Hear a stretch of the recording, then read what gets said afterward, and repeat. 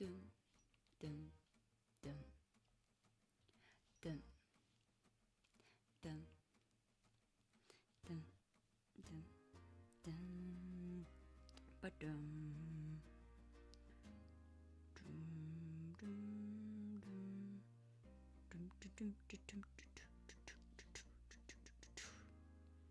Alright, posting to X to say that I am online. Let's also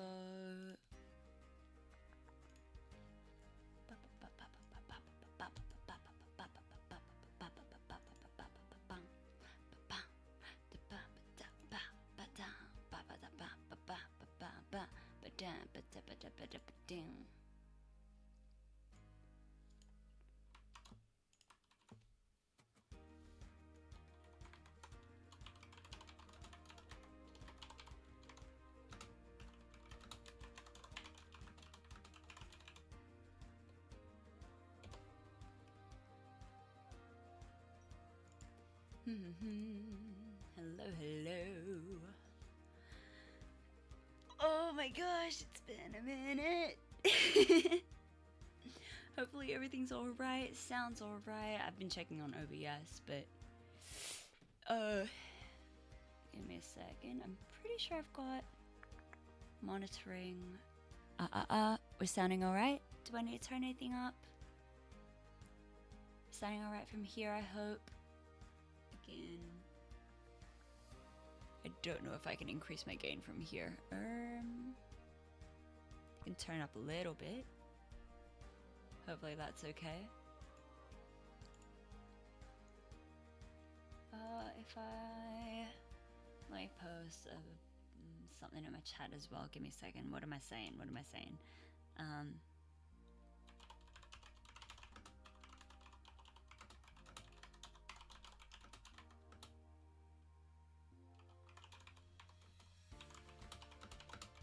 Let me know if I need to adjust volumes. Hopefully it sounds alright though. Where's just a smiley? That works. Pin that one. Manual vendor, end the stream. Sweet. Okay. Hello, hello, hello. So, I'm gonna be honest. I don't remember what happened last time. Hold on, I'm just gonna turn it down a little bit. Alright. Hello. Good day, good morning, good evening, whatever time zone we're in. Again, don't remember where we left off with Willowmist. I think we started getting into actual gameplay of like how to run the store and stuff. But we met a few characters, right? Like there was I'm gonna need a lot of water tonight. Oh gosh. And suddenly I don't remember any of the characters' names. Well, I guess we'll get back into it. And just... if I remember the voices, I remember the voices. We'll see what happens. Oh wait, did I need to reload the game? Oh no! Hold on. Here we are. We're reloading this one. Yes. No? No, we're going to the home menu. Yes. Oh my gosh, I almost completely started again. Oh, okay. Good thing I caught myself. Let's save number one. Yes. Right, we were at dinner with Lucille, and we were kind of talking about... what was it? Talking about some nice stuff. There was... oh, there was a scene. There was an illustrated scene with her. Quinn, that's this guy's name. I gave him an Argenti sounding voice. Let's see. Bon appetit. Dinner is served.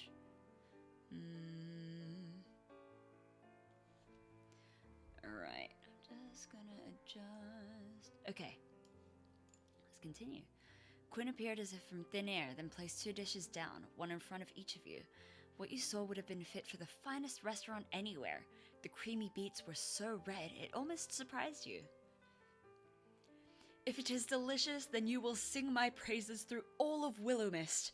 If it is not, then simply strike me down, as I could not bear the thought of serving our lovely Sylvie's family anything less than perfect. Well, she brought a sword, so let's hope it's good. Ah, I have near trembling in my boots. Please, taste, taste. It smells delicious. You raised a forkful of the risotto to your mouth. The creamy texture, the tender rice, the velvety sauce. It was beyond delicious. As you chewed, the earthy flavor of the roasted beets, almost sweet, filled your mouth. Quinn, this is delicious.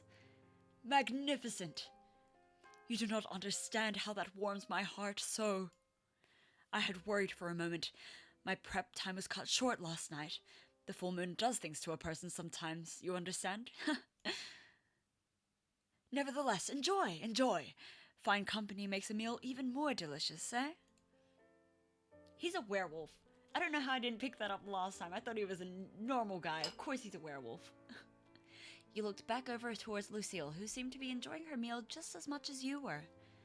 Quinn wandered back through the tables, smiling and chatting to each person he passed by.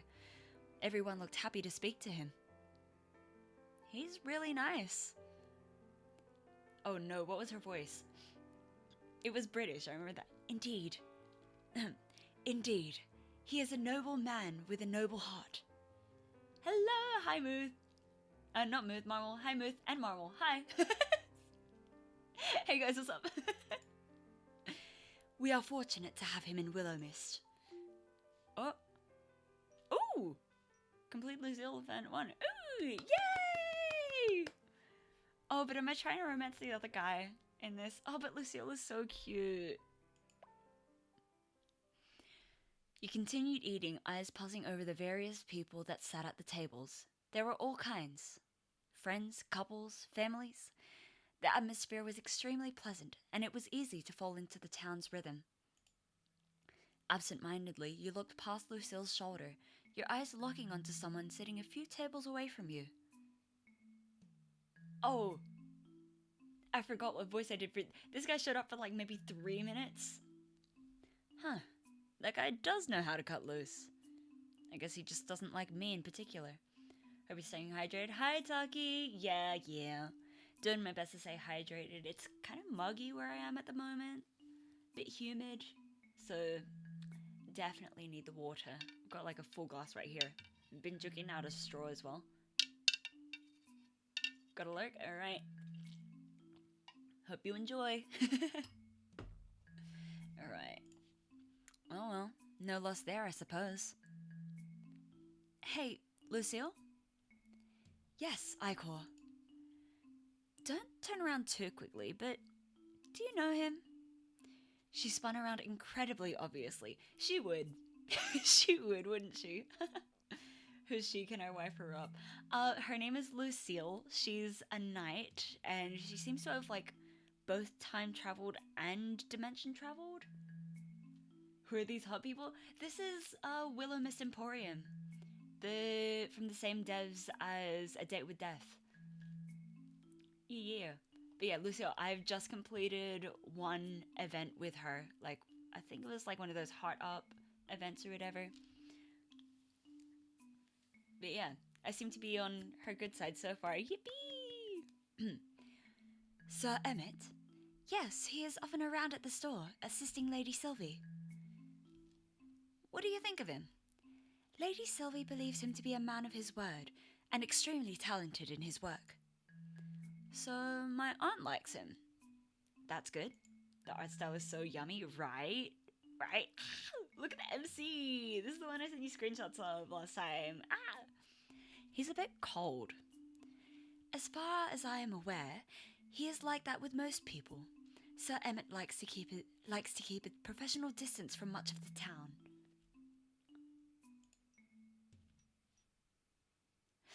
Just like you. Hey. I'm gonna make that man my friend. I'm gonna befriend everyone here. I'm gonna make that man my friend if it is the last thing I do. I sorely hope it is not the last thing you do, but I will happily support you in your endeavor. Right? MC's so pretty. You see why I struggled to pick between her, well, the femme and the mask characters? Oh my gosh. You will? Indeed. Though he does not say it, I can only imagine that keeping such a distance becomes lonely at times. Putting that aside, however, perhaps it is... let me start again. Putting that aside, however, perhaps it is time for us to take our leave. Both of your plates had long since been scraped clean, neither of you daring to leave even a single crumb behind. Gonna fall asleep. Right. Marmal, isn't it bedtime for you? Or like early morning? We'll have to do something to say thanks to Quinn. He didn't have to do all this. You both stood from the table, weaving your way past the other guest. As you passed Emmett, he looked up from his plate and met your gaze, more directly than usual. I say than usual like I've met him on more than one occasion. Oh no, what voice did I give him?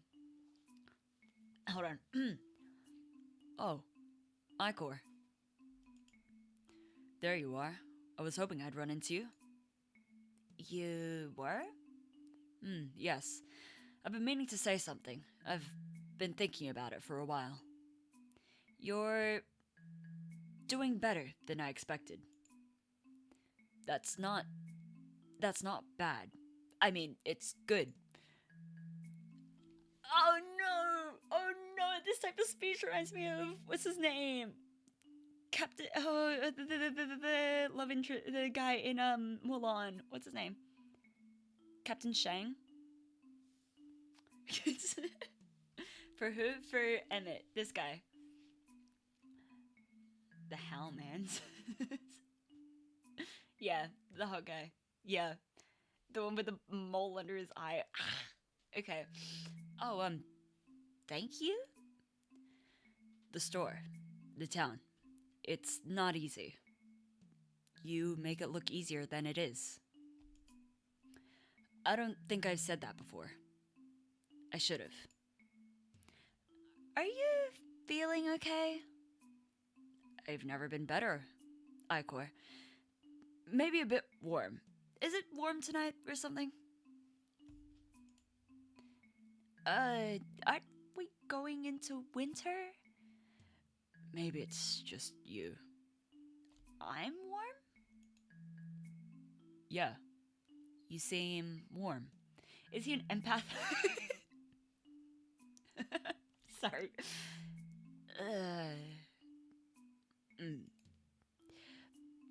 What was I saying? Something about me being warm. Right, that. You should stay. Oh, as fun as that sounds, I'm actually out with Lucille tonight. Why? We were having dinner. I should have asked first. Next time, have dinner with me. What? Who are you? What is this guy? Is he supposed to be a different guy with his glasses off? Is this like a Jekyll and Hyde situation or something?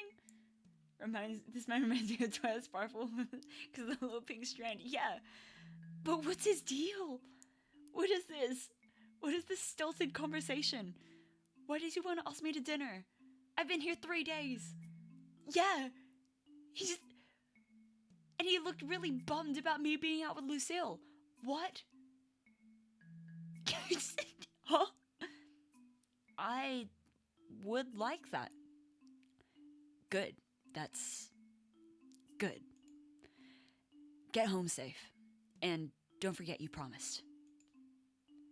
You hurried away with Lucille, waving thanks to Quinn on the way out. What? Lucille, I fear we may have just witnessed a real-life, bona fide demon possession. Sir Emmett, you mean? He was being uncharacteristically amiable. He shut me down instantly when I suggested hanging out together outside of work. Perhaps he had a change of heart? You are wonderfully charming, Icor. Thanks, but I don't think so. Seriously, we need to call a priest or something. I shouldn't let that distract me, though. Lucille, thanks for coming out with me. I had a great night. Food really is better with good company. You have my thanks for allowing me to accompany you, Icor. It was truly wondrous to get to know you as a person. Do you live far from here? Want me to walk you home? Last time she was telling us about her apartment that burst a pipe and she'd had it fixed. Hopefully nothing else goes wrong in that house. But if she has to move in with us, I mean, hey. That will not be necessary. Please, allow me to walk you home instead. As your knight, it is my sworn duty to ensure your safety. To allow you to escort me instead would be unthinkable. Willowmist seems pretty safe and quiet, though. I don't think you need to ensure my safety or anything. It is a quiet town, yes, but even the stillest waters may hide unexpected dangers. As your companion, I cannot allow you to face the night unguarded. Seriously, it's like a 10-minute walk. 10 minutes or 1 hour, it matters not. My role as your protector does not end when the sun sets. Please, allow me to fulfill my oath.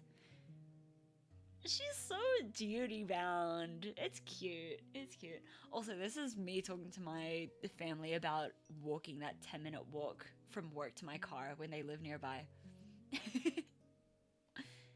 You sighed, but found it more amusing than anything. Alright. You win, Miss Lady Knight. Lead the way. As it should be, my liege. Icor. Lucille's voice softened, the faintest glimmer of a smile touching her lips as she gestured for you to follow. Together, you stepped through the cool night air, the quiet streets of Willowmist stretching before you.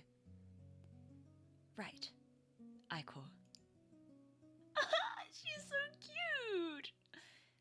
There we go. I am now safely deposited back home. All is well with the world. Now I feel bad letting you walk home alone. Please, do not trouble yourself with such thoughts. If anyone even entertained the notion of harming me, I would be able to defend myself. And, as you say, Willowmist is quite safe. Then you agree you didn't need to walk me back. Safe or not, it is my duty to see you safely home. But I will admit, perhaps my insistence was not entirely selfless. I find that I rather enjoy your company. Her tone softened, a glimmer of warmth in her usually composed demeanor. So, while it is my honor to fulfill my role as your knight, I must confess, it is also my pleasure. Someone's a smooth talker. Only an honest talker, Icor. And now that you are safely home, my mission is complete. I bid you good night, with the hope that we shall meet again on the morrow. Oh, she's so cute! OMG, just kiss already. Yeah! That's what I'm saying! I'm okay, I'm fine. This is fine. She offered a light bow, her golden hair catching the soft glow of the night as she turned and began her journey home, leaving you with a faint smile lingering on your lips. Man, she's really great. You turned towards your door, digging the old key out of your pocket. It was halfway turned in the keyhole when you heard voices within.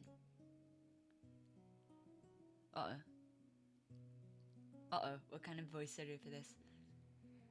I win and Florian loses. Someone owes me $5. What are you even gonna do with $5? You pushed open the door, peering curiously into the room.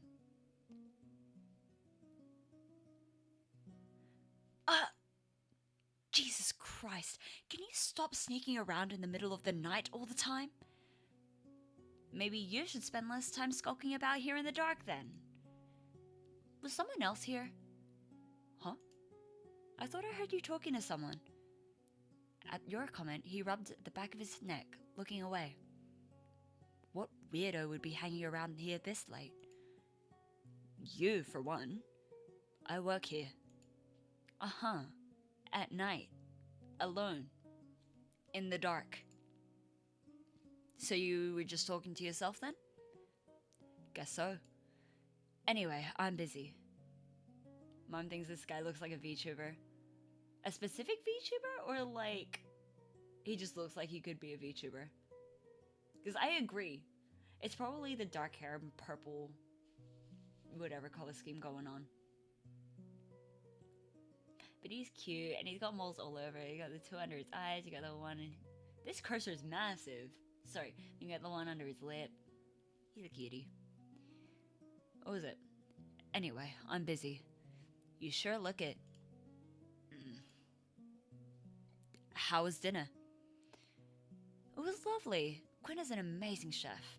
You really missed out, you know? Oh wait, he was blushing! Reminds her of Shota. Oh, like I said, it's the dark hair and purple eyes, huh?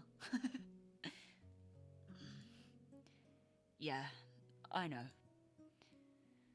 At that, Florian's face dropped. I'll get back to work. Sure, have a nice night. Oh, like a general VTuber? Alright. You let out an audible sigh when you finally reached your home away from home. The weight of the day's events had finally begun to settle on your shoulders. Every day seemed to be like that lately. Mom was washing dishes and can't type? Alright. It's Uki and Shoto if they had a baby. Don't say that! It's Uki and Shoto if they had a baby. Yeah, and I've given him a British accent. Now dressed in your pajamas, you got yourself a nice, cool glass of water and settled down on a chair. Willowmist sure was strange, and boy, you were enjoying it so far. I wonder what was up with Emmett, though. He said he'd stop by sometime. Maybe I'll get the chance to ask him. Maybe he really was swayed by my overwhelming charm. A gentle breeze reached you from the open window, and you closed your eyes, leaning back and enjoying the feeling. And then you heard rustling. Opening your eyes, you see a piece of paper of some kind drift in on the wind before settling on top of the wardrobe. What the... Man, I'll close the windows if trash comes in on a breeze. You stood, then made your way to the dresser, which you now realized was far too tall for you to reach the top of. Great. I'm gonna be stuck with that trash forever. That won't annoy me at all. I guess I'll ask Florian for a ladder tomorrow. Maybe the storeroom has something. At that moment, a soft, gentle green glow began to envelop the piece of paper, and it slowly fell into your outstretched hand.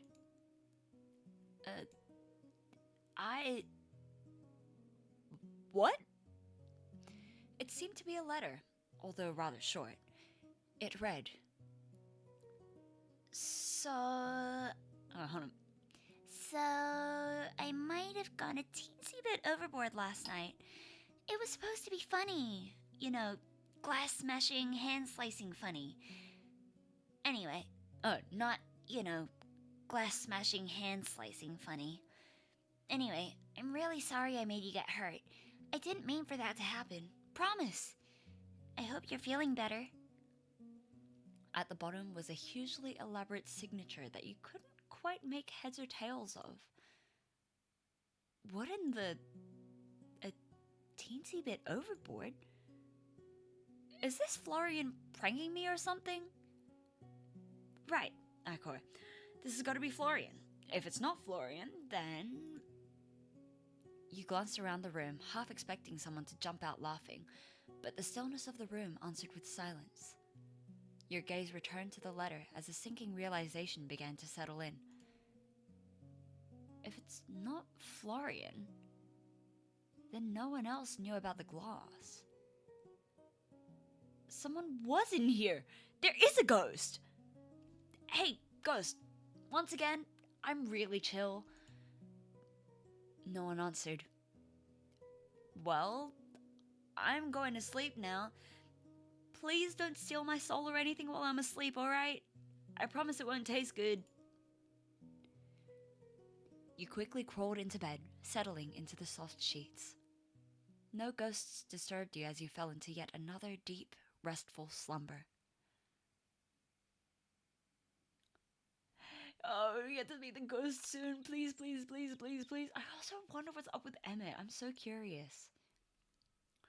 You awoke to a commotion from downstairs. That was slowly becoming commonplace around here. Rising out of bed, you dressed, grabbing an apple on the way down for breakfast. Girl, eat a little something more than an apple. Florian? Oh, I didn't mean to wake you up. You found Florian mopping the floors again, and a toppled over suit of armor that had previously been leaning against the back wall, sprawled out on the ground. Oh, is he so sad? Sir Florian, you ought to take heed. Although I admire you... Whoa. Whoa! Hold on.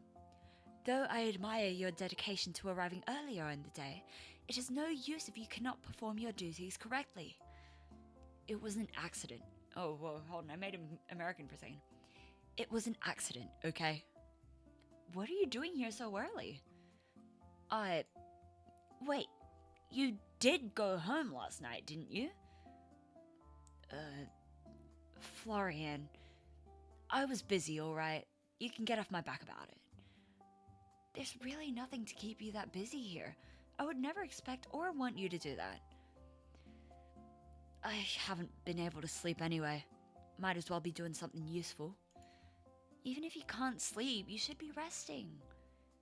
The key to a steadfast body and mind, Sir Florian, is rest. Even the finest knight cannot protect their charge if they are worn down by exhaustion.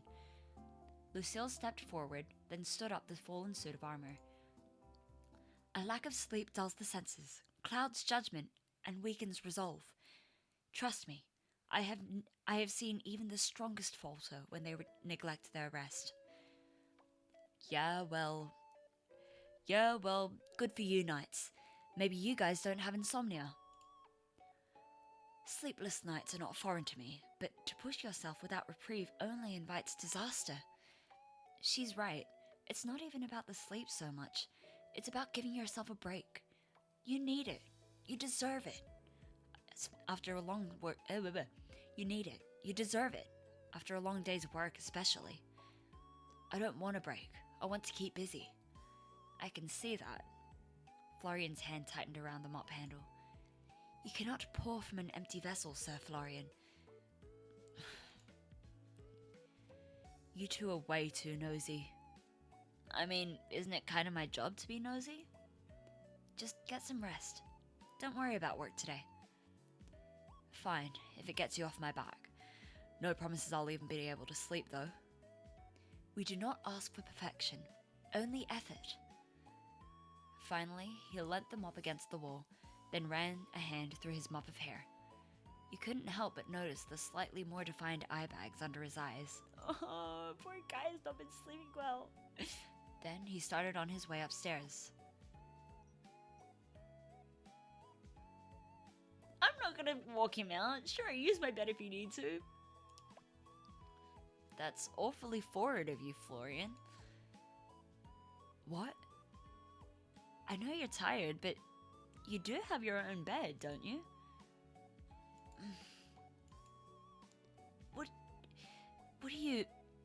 What are you saying? I said I'd show you the attic. The attic! I was just gonna show it to you before I leave. God, it has nothing to do with your bed. Fine, but after this, go home. Yeah, whatever. He's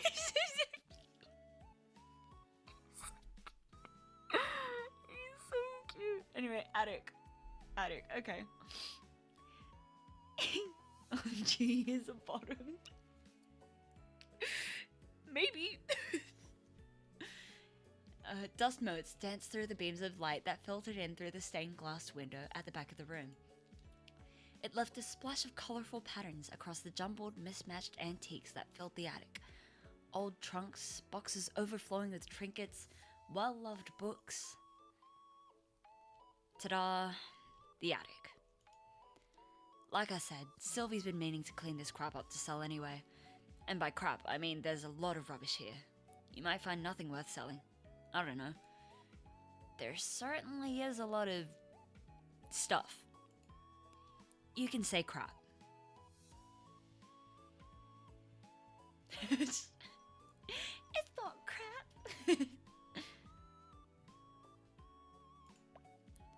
Fine, there's a lot of crap in here. But I'm sure there's a lot of treasures hidden amongst the crap. Maybe if you squint hard enough. As you move through the room, your eyes caught something odd. A flash of movement near the shelves. You turned, only to find something, or someone, hanging upside down from the edge of a high shelf. Her bright smile and sparkling eyes pointed directly at you. Is this her? Ah! Ta-da! Ah! You stumbled backwards, barely catching yourself before you tripped over your aunt's collection of used phone books. Before you could even process what was happening, the figure slipped, letting out a startled yelp as she tumbled to the floor in a heap. You winced, waiting for the sound of impact. But nothing came. Ow, ow, ow. Oh, she's so cute! Oh no, I'm gonna project. I'm gonna be projecting onto this girl. Look at her hair and her fit. Oh, she's adorable. I love her already. I love her already. And also, I had hair like this not long ago. Oh, man. Slip, if you're in here. Oh, no, I'm gonna be projecting. Look at her.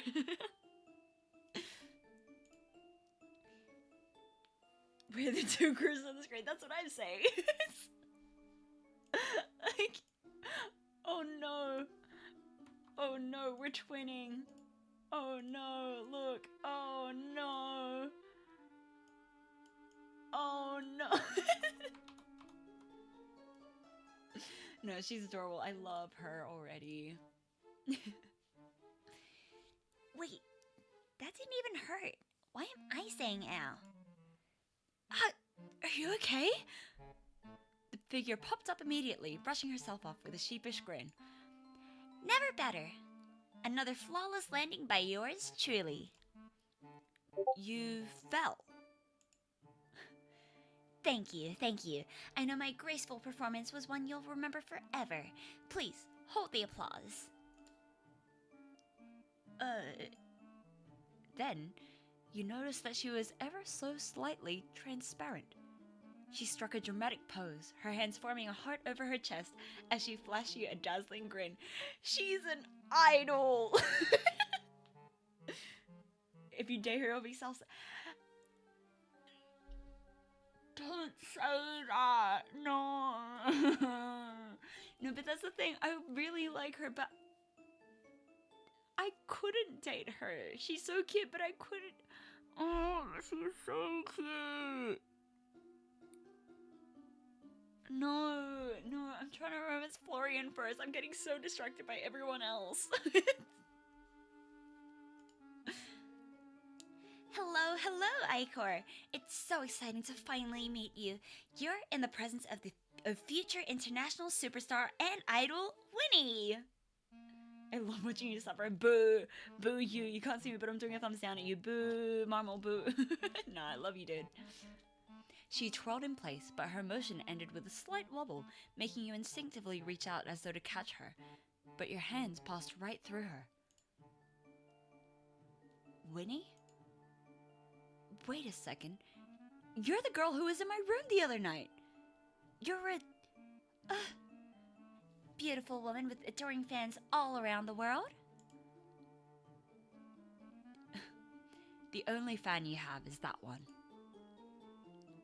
Florian pointed to an old, dusty electric fan that sat in the corner of the room. Boo, you suck. I have loads of fans. Where are they then? Here and there. You wouldn't know them since all you do is sit around in the store every day. That's funny coming from you. Overwhelmed, you sat down on the wooden floor, staring towards this insane display. I can hear you, don't worry. Every giggle, every squeal, every moment. You struggle picking a love interest and you cheat on Florian. Ah! Don't call me out like that. Hey. Listen, I'm just getting to know all of these characters and they're all really cute. You really can't blame me. Anyway, you can just go away if you're gonna be such a spoil sport. I want to talk to Icor. Shoo, Stinky. Oh, they've got a sibling dynamic. That's so cute. I'm not Stinky. Hi, hey, why are you sitting on the ground? You're gonna get all dusty. She rushed over, then squatted down beside you. I think the dust is the least of my worries right now. Florian, am I going crazy or something? Maybe, but that has nothing to do with her. So she's real. Unfortunately. Hey, I'm right here, you know. Why didn't you tell me? Look, I figured you'd find out eventually. She's hard to miss. OMG, this girl is basically Cruiser Hardware Myth software. Myth, it's like if you and I had a kid. I'm the only one keeping things lively around here. If it were up to Florian, this whole place would be a ghost town. No pun intended. A ghost. In the store. Sure, why not? We've got a knight, why not a ghost too? Aw, your thinking face is so cute. Maybe you should be the super famous internet idol. I can't breathe. We have a kid? Apparently. That would make one of you. Anyway, I'm really sorry for scaring you. No, you're not. I'm really sorry that scaring you made you get hurt. I really didn't mean for that to happen. I just maybe kinda had a bet with Florian over whether or not I could spook you. Now Florian owes me $5. I'm going home. Good luck dealing with that one. That one? I have a name.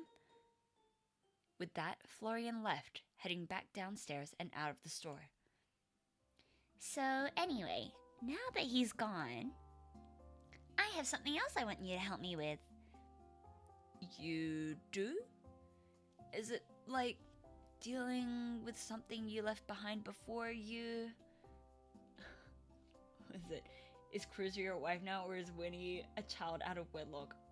Fourth wife, I guess. I'm not leaving my kid behind. Yeah, let's go! Don't talk about my kid. Man, I really should set something up so you can see chat on stream. But yeah, Mama, Winnie a Buzzard child move. Don't talk about my kid like that. Gee, this is my child. She makes bets. Muth. I want to become the most famous internet idol ever. Oh, right, of course. I should have guessed. And, if you help me with it, I'll promote the store. It's a win-win for both of us, don't you think? I get all the adoring fans, you get lots of people visiting your store. Come on, what do you say? Pretty please, pretty please. It'll be loads of fun, I promise. I can try. I don't know much about idols or becoming famous, though. Scratch that. I know nothing about idols or becoming famous. Yay! Yay! You're the best ever! You're pretty much my manager now. Oh no, now I'm managing a store and an idol? Whoa, I don't know about that. But I can try to help you at the very least. Right now? How about later tonight? I'm about to open up the store, but once it closes, I'm free. Yes! Oh, this is gonna be amazing! We'll have to pick outfits, make videos, maybe even do live streams. Oh, would you do my hair too? Oh, I have so many ideas already! Oh my gosh, she's got so much energy. Oh my gosh, thank goodness I didn't make her do a super high-pitched voice. Oh my goodness.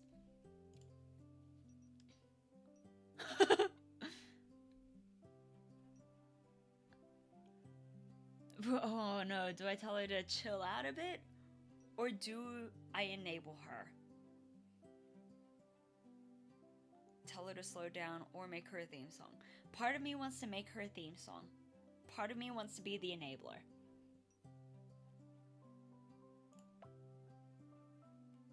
Let's do it. And what kind of idol would you be without a theme song? Oh my god. How could I forget a theme song? Can you make music? I played the guitar before. Really? I was 12, but who's asking? I'm so excited! By the way, Winnie, why didn't you introduce yourself sooner? I don't bite. Well, not unless you ask nicely anyway. Damn, MC a freak.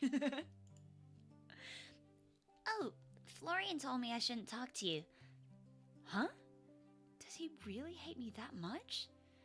No, Florian doesn't hate anyone. He's a big softy under all that emo-ish blandness. He said you were from out of town and you might not be into the whole, ghost thing. He thought it might be a better idea to wait a little and see what you thought of the town first. What, is the whole town hiding a bunch of ghosts I don't know about? Maybe? I've never met another ghost. Even thinking about meeting a ghost gives me the shivers. Girl, your face. Oh, man. You're afraid of ghosts? Well, yeah, who wouldn't be? And that doesn't seem at all funny to you. What do you mean? Don't worry about it. You stood up from the ground, then dusted off your clothes. It really was dusty down there. I better get to work. So, do you just hang around in here? I go wherever the fun is. Whoa, that was squeaky. I go wherever the fun is. That'll be all over the place now that we know each other. Yippee! Oh my gosh, she's a yippee-er. Oh my gosh, that is my daughter. That sounds dangerous. Okay, I'll let you go to work for now. But tonight, you're all mine, okay? Don't forget, we're gonna make magic happen.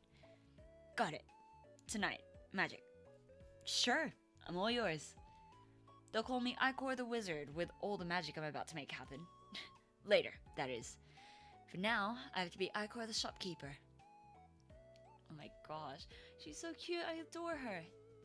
Her full name is Winona? Lady Winona, it is good to see you fine and well. Lucy!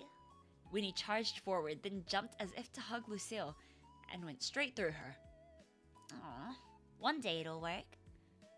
One day it'll work. It is the thought that counts. I will prepare my stance for the day that it does. That's the spirit! Oh my gosh, there's gonna be so many ghost puns, isn't there? Was that pun intended? That's my secret. I am pleased to see you have become acquainted with each other. The store was far too quiet without Lady Winona around. Oh, you're making me blush. I am only speaking the truth. Well, I think you're trying to make me turn red. You're so charming, Lucy. Honesty is not charm, Lady Winona. It is simply the way of a knight. Well, I think you're charming and noble and strong and...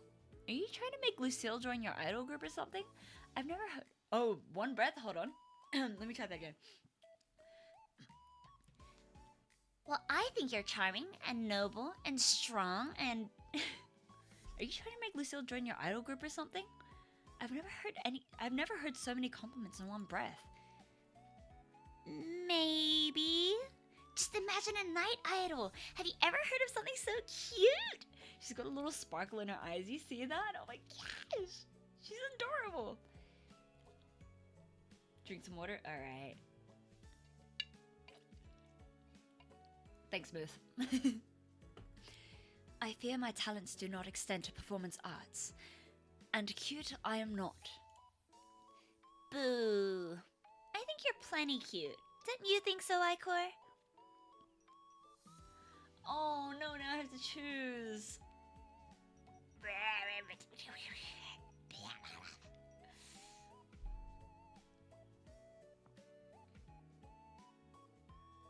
Listen, you're both cute. Honestly, we might end up with a queue of people outside today just to see the two of you. A whole line of adoring fans! Yay! Lucille nodded seriously. If that is the case, then I shall remain on high alert. Lucille? With increased popularity comes increased risk.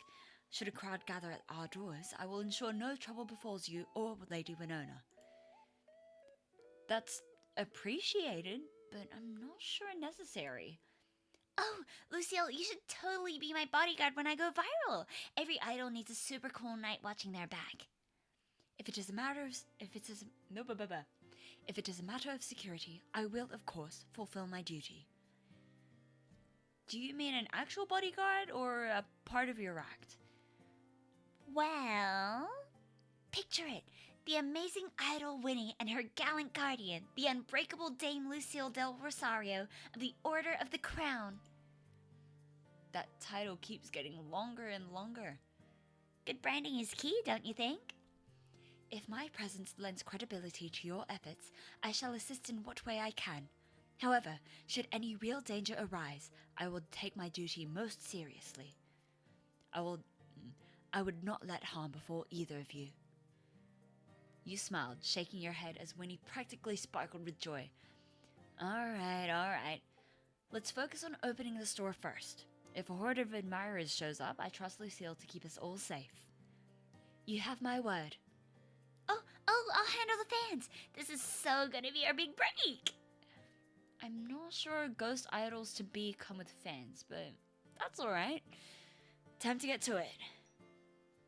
Alright.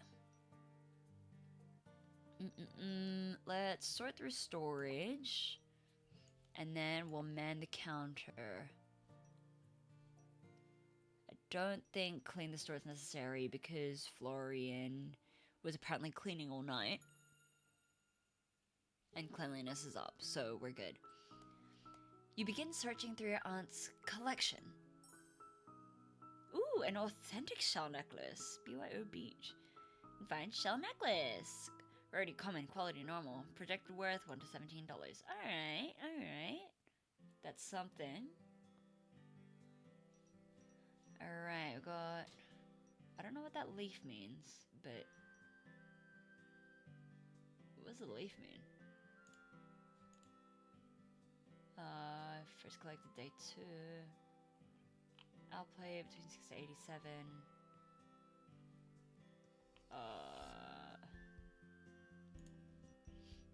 So price out at 45. This one's at 20. I don't know what does that leaf mean?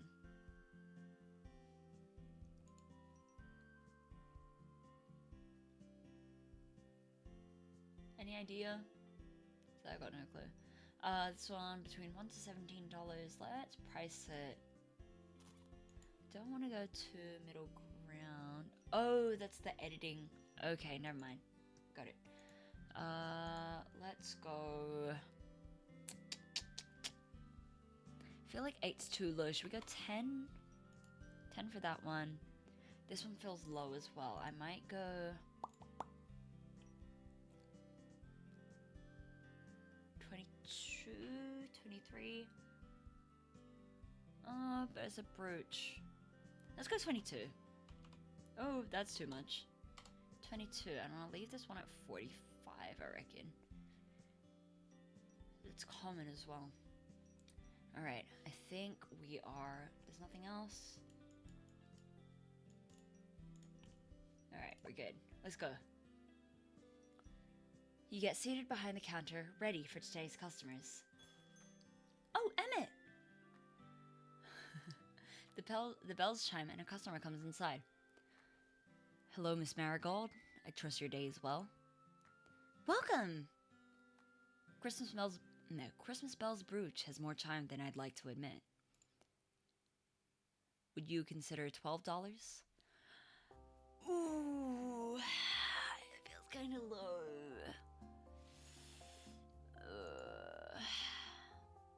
Can I counter offer?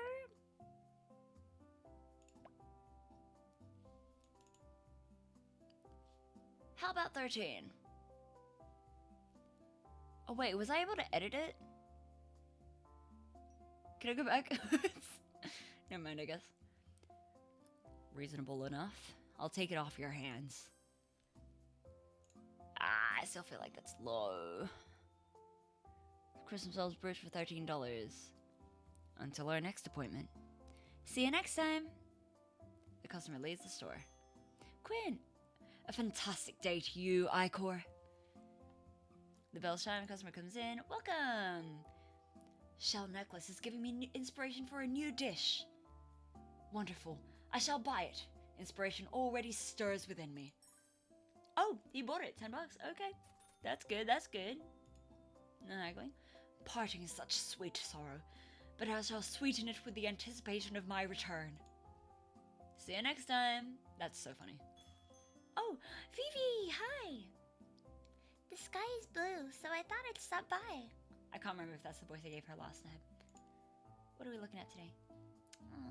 Nothing is calling me today. That's okay. Silence is nice too. I'll come back again later, probably. We'll see you next time then. Customer leaves the store. You saw 3 customers, but no one else is coming now. Alright, alright. I need more stuff to sell. Ooh. You stretched, hearing a pop from a joint somewhere you didn't want to think about too much, as someone entered through the front door. Look at that face!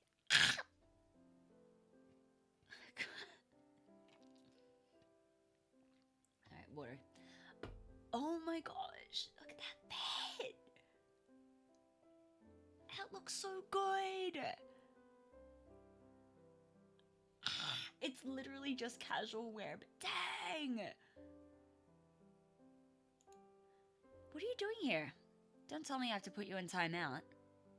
Timeout? How old do you think I am? I left something here this morning. I was just coming to pick it up. You pouty face. You're so pouty. Oh, and his jacket or whatever it is. Yeah. Pretty sure. I think that's a layered. There are 2 jackets. I think that's layered, unless it's stitched together on the inside. In which case, I think no, I don't have it anymore. I got rid of it. I used to have a jacket like that, but it was like a fabric, like gray fabric hoodie on the inside, and then denim on the outside. Back when that was popular. What do you mean? It's not like I came back because I missed you or anything. He missed me? He was gone for a day and he missed me? Oh my gosh.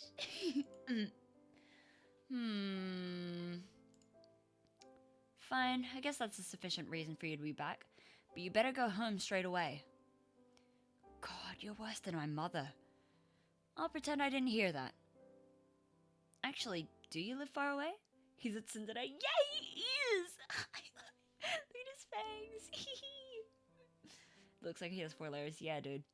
I mean, they are going into winter, so I guess... Because that's like... It looks like a long sleeve under a sweater, probably? Can't imagine it. Yeah, with that bunching at the bottom, it looks like a sweater. And then hoodie, jacket. I wonder what material that's made out of. Anyway. Oh, what was I? Actually, do you live far away? Why? I was just wondering. Not really. 10 or so minutes from here. You checked back and forth and couldn't see Winnie anywhere in the room. Can we talk? I thought you wanted me to leave. Just for a minute.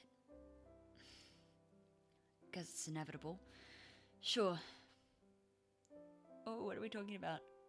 Oh, we're up in my room? Okay. What is it?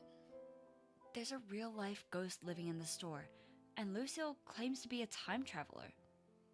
And I believe her, for some reason. Yep. Just yep.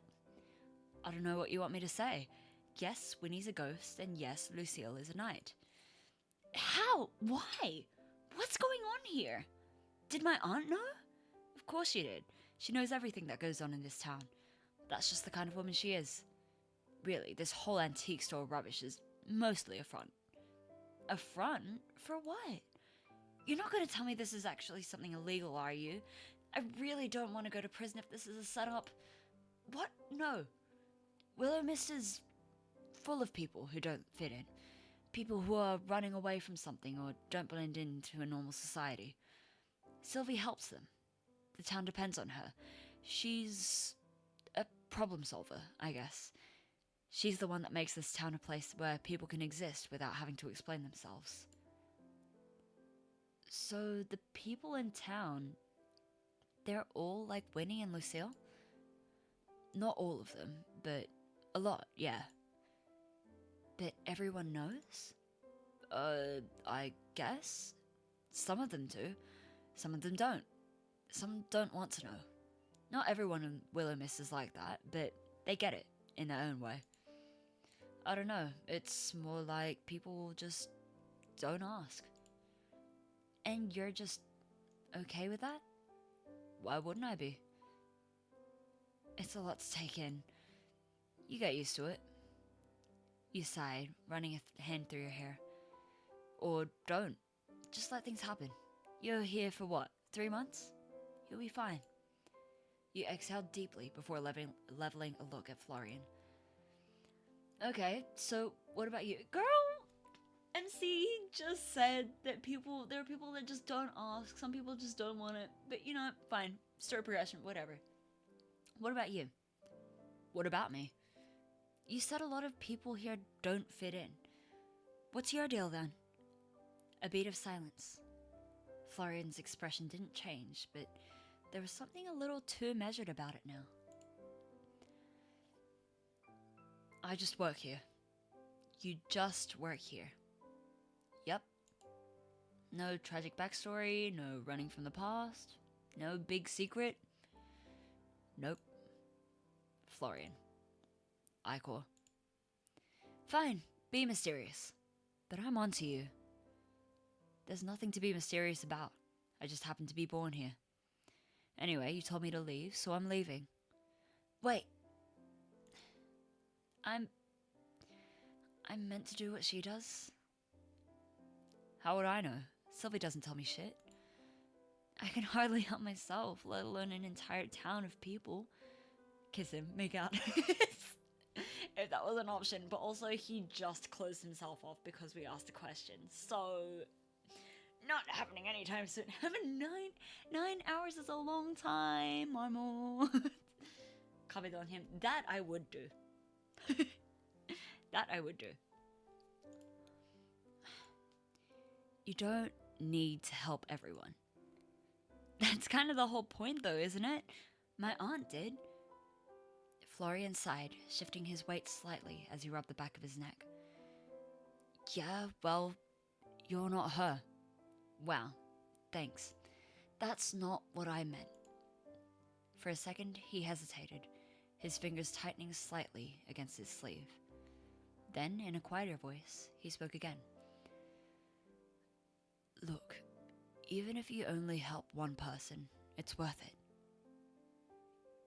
His tone was uncharacteristically earnest. No sarcasm, no sighing frustration, just something quiet and certain. You blinked at him, momentarily taken aback. MC, don't ruin this for me. Don't ruin this for me. Okay, that's better than it could have been. That's surprisingly optimistic coming from you. He shoved his hands into his pockets, glancing away as if embarrassed by his own sincerity. If you can't kiss him for 9 hours, you really love him. Fair point. Fair enough.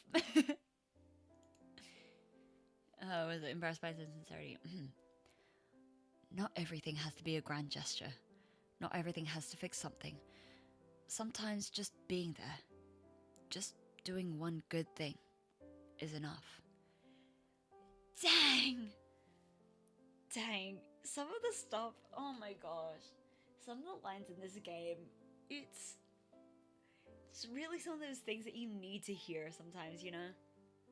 Oh, who wrote this? Who wrote this? Let me give you flowers and chocolates or whatever other sweets you like. Unless you don't like sweets, then something. Sounds like something my aunt would say. Maybe it was. Did you believe her? Maybe. You smiled, exhaling softly before shaking your head. You're a weird guy, Florian. I feel like me and Marvel are standing out the window peeking into the room. I should put your Fugies just like on the windowsill right here. Can you see my cursor? We can see. No, you can't see my cursor. I should put you guys on that windowsill over there.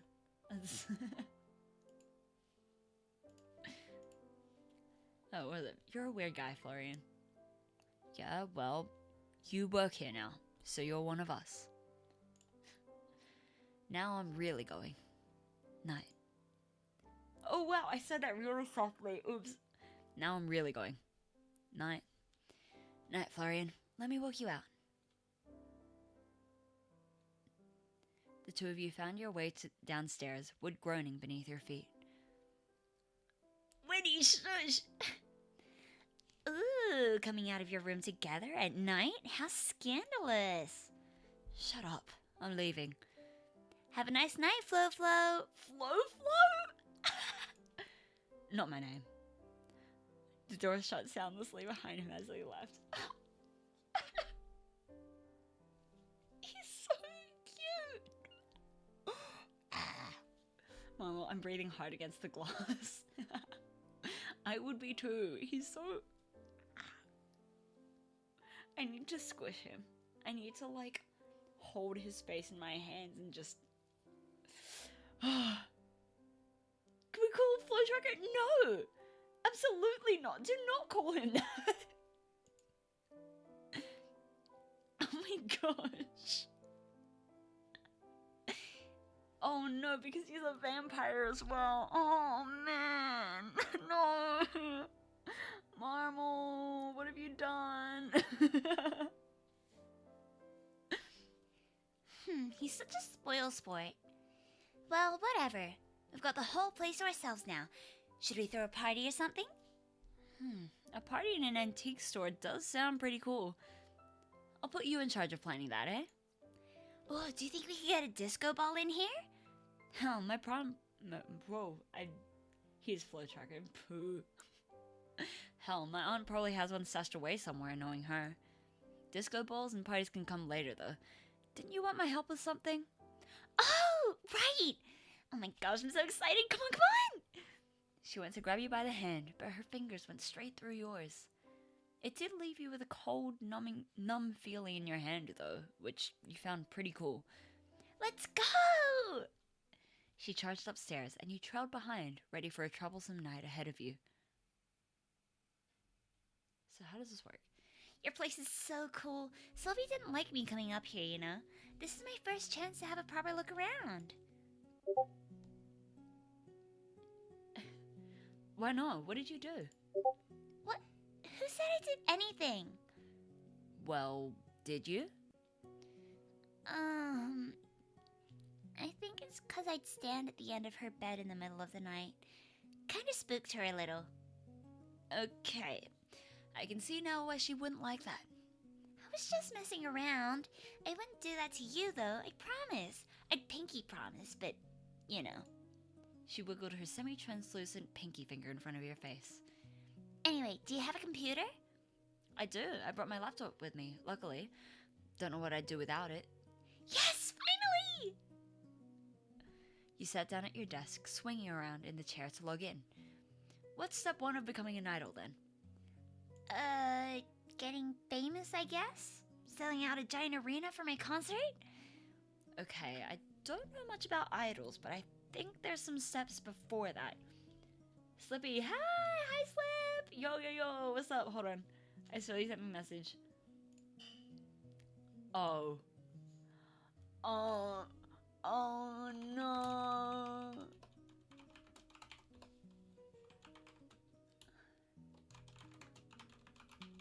No.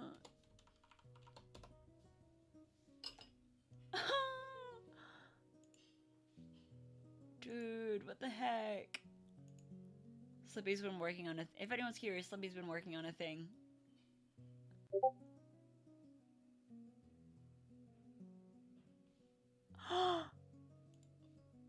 Wait, so you have to do the whole thing? Yeah, so do you have to do the whole thing again? Oh my gosh.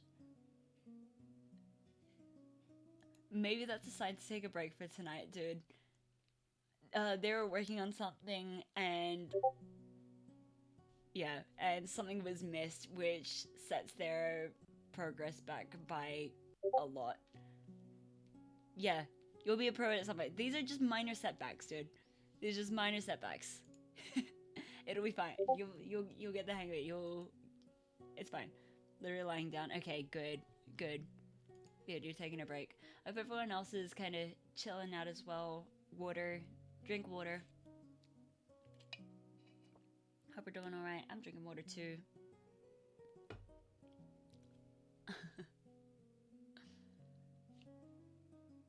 What is this? What is this emote? What is that? They look like white circles. What is that? I can't tell what it is from here.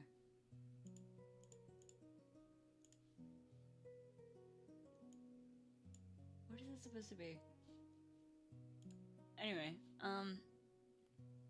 where were we? Oh, we're helping Winnie become a world famous idol, I guess. Did you decide on a name at least? You had a few ideas earlier, but... Well, I have been thinking about it.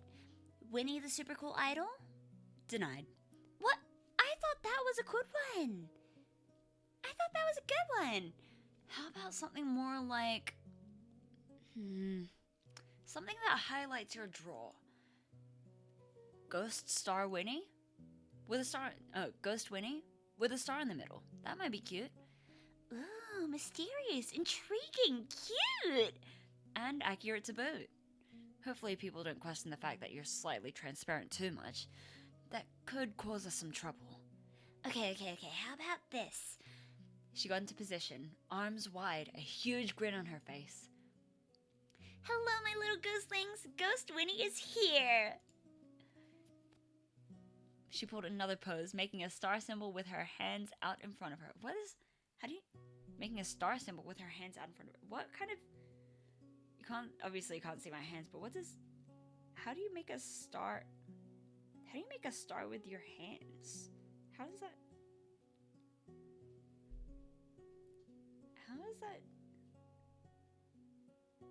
That might work, but that looks weird. It looks like I've done the top of a... You know the spade suit of spades? It looks like that without the bottom part and with cat ears is how I've done it. And now I can't unsee it. Never mind. If any of you figure it out, let me know. How the heck do you make a star symbol with your hands? More of a diamond star shape? Maybe. Maybe. That might work. Who knows? How was that? Perfect. Yeah, you know what? It's... Wow, You'll make a fan out of me if you keep that up. You'll make a fan out of me if you keep that up. Winnie gasped dramatically, placing both hands over her chest, as if she'd just received the most shocking revelation of her afterlife. Oh no, don't tell me I'm stealing your heart away already, Ayakor. What if you are? Imagine the scandal. A famous idol and her first ever fan, who is also her manager? Oh no, that just won't do. My fans must adore me from afar. Like thumb and pointer finger. Maybe. Sorry, I'm still thinking of that diamond. I was thinking like middle finger, index finger kind of diamond. Maybe that's what they mean? I don't know. I'm so curious about whether or not you can actually make that 5-point star shape with your hands, though. I'll figure it out later. Maybe. Wow. Shot down instantly. I must keep my heart open to all of my adoring... I must keep my heart open to all of my fans. You understand, don't you? How selfless of you. It's my duty. But don't worry, Ayakor. I'll always make a little extra time for my favorite fan. I better get the VIP treatment, Of course. Okay, Ghost Winnie, we've got a name down. I suppose the next thing to do is make social media accounts, so you actually have somewhere to be an idol. Twitter, Instagram... MewTube and TwatchTube. I love these names. Do you want to make videos? Of course! Got it. I'll start setting those up. Do you have an email address already? Maybe? We should probably just make a new one. You maybe have an email? I can't really remember. Alright. New email too. You tapped away on your keyboard, getting to work. So, Winnie, can I ask you something? I'm an open book. Well, you're a ghost. That's not a question, silly. That's not a question, silly. I wasn't done yet. Are you dead? Ooh, I'm a scary dead person. I don't know, to be honest. I don't have any memories of my life. Probably. Ghosts are usually dead, right? You lost your memories? I guess so. Or maybe I didn't have any in the first place. Who knows? She's very nonchalant about it. And that doesn't bother you? Why would it? I'm all for the here and now. Oh no, that's not it. Why would it? I'm all for the here and now. I guess that's a good way to live. You know what I mean. What's with the superstar idol thing then? I thought it was some kind of unfulfilled dream of yours. Maybe it was. Honestly, I just felt like the store was so boring sometimes, you know? So when I was brainstorming ways I could help liven the place up, and bam! I saw this old magazine with a super cool idol on the front cover. Sylvie Wilby thought it'd be a good idea for me to pursue, but she didn't have a computer. I'm so glad you're here now. It's original at the very least. Can't say I know many antique store ghost idols. I'll have them work. No, whoa. I'm reading too fast. I'll have the market cornered before you know it. But really, one magazine cover is all it took? Inspiration strikes quickly, you know. But maybe I was looking for my thing. I understand that. I think I'm still looking. Isn't selling antiques your thing? Maybe it will be. We'll see. So the idol thing is only recent? I've had the idea for a couple weeks now. I've been brainstorming all kinds of things while waiting for you. Waiting for me? Sylvie said you were coming. She said you'd be able to help. So she signed up... So she signed me up for this ahead of time. Well, I don't really mind. Anyway, I was born to be a star. I think I was probably a pop sensation in my past life. Or maybe a famous actor. Or both. You chuckled, shaking your head as you turned away from your laptop. Alright, well, your social media is ready. You're officially one step closer to world domination. This is so exciting! What's next? What's next? Maybe a profile picture? I can take a photo for you. Wait, do you come up in photos? Of course I do. I'm not a vampire, silly. Thank God.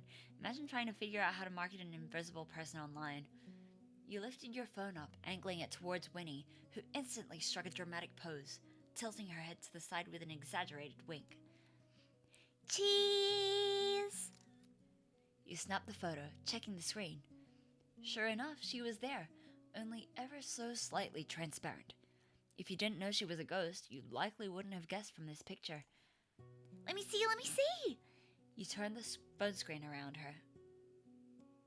You turned the phone screen around to her, maybe? And she practically bounced up and down in place. So cute! Ike, you're such a good photographer! Well, I don't think anyone could do this much, but I'm not one to turn down praise. Okay, I'm not romancing Winnie. I actually did some photography classes when I was younger. Kind of forgot. Ooh, really? Oh, you're so talented! Hardly. I drifted away from it pretty quickly. Same as I drifted away from knitting, journaling, cooking, art. Oh, why? Didn't enjoy them? I'm not sure. It wasn't that I didn't enjoy it, really. I think I've just spent my life chasing for something, but never found it. I pick things up, then put them down, waiting for something to just click. Well, I think you're really good at everything.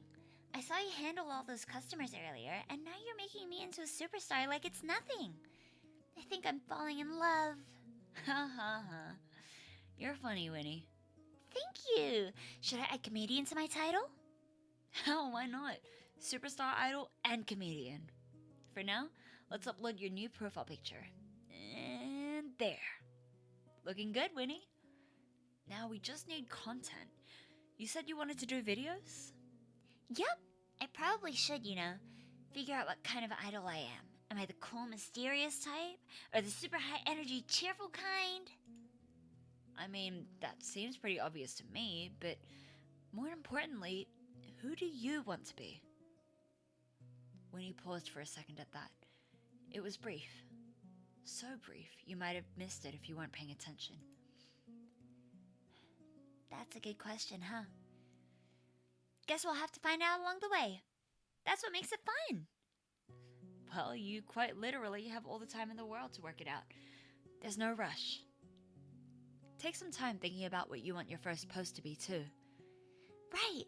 I should do some brainstorming. Oh, I got it! You brainstormed for like 3 seconds. What can I say? I'm obviously just a natural. So here's the idea. I'll pretend like I'm putting on a show, and you can pretend to be in the crowd recording, right here in the store. If we post that online, it'll totally go viral. Oh, like a fan cam? Yeah. Like that. You don't know what a fan cam is, do you? Maybe it's lost with the rest of my memories. It's just a fan recording of a performance. They're pretty popular online. Alright, I can do that. What are you actually going to, do, though? It's a surprise. Are you excited? I don't think I could get any more excited if I tried. Come on, let's go do it then.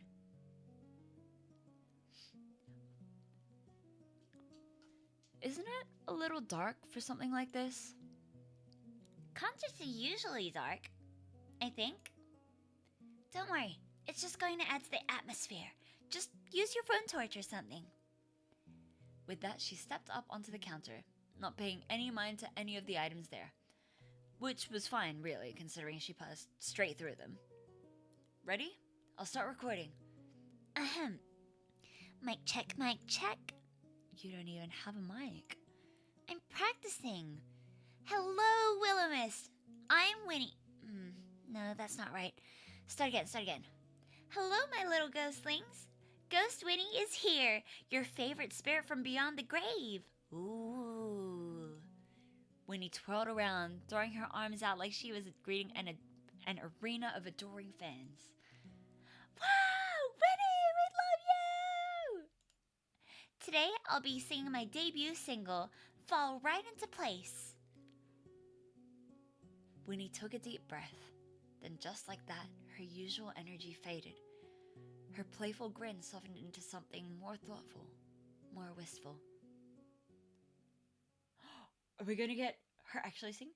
Then she began to sing.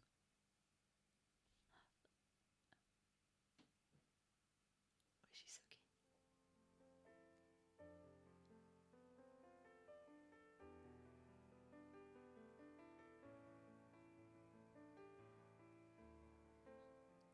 Oh my gosh, she's so cute. Hold on.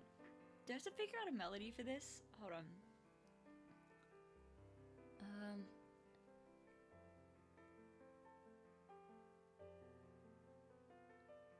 Why am I not catching the beat? There is music. Is there music? Can you not hear it? Is it quiet?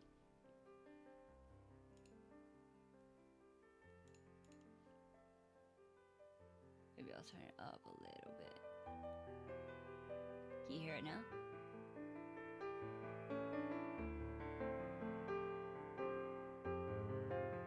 I'll bring it down to about 16. How's that? How's that sounding?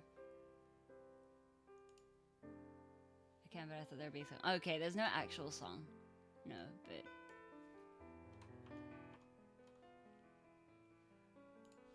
Oh my gosh, she's so cute.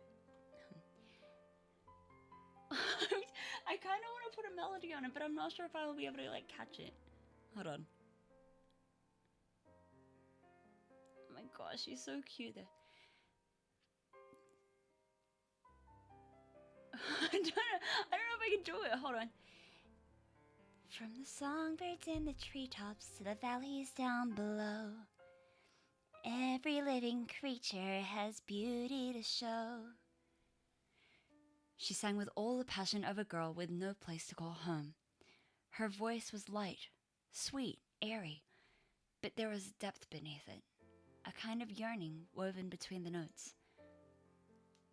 The creaking of floorboards plays a timeless melody. I wonder about the future that is waiting for me. I turned it into a musical, oh no. She held out one hand as if she were reaching for something, or someone, just out of grasp. Her voice carried through the still air, filling the empty space. Oh.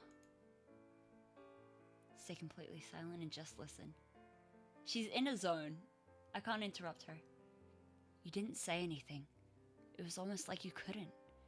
You just watched her standing there above you, mesmerized by Winnie, the playful, energetic whirlwind of a ghost who suddenly seemed so delicate, so lost in something unseen.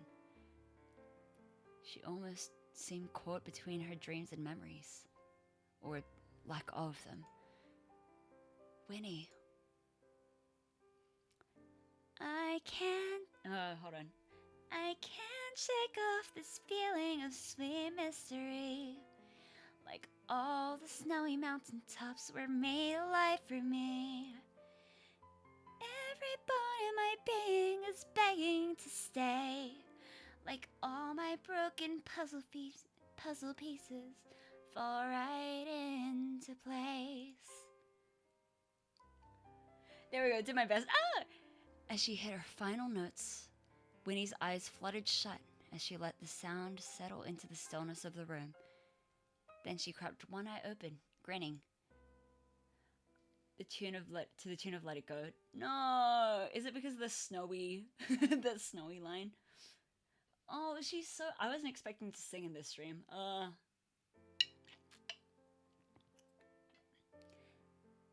Well, IDK. Yeah, no, neither. It'd be really nice if they could get someone to sing the full version, though. That'd be really nice. Moose went to get food? Easy. So, how was it?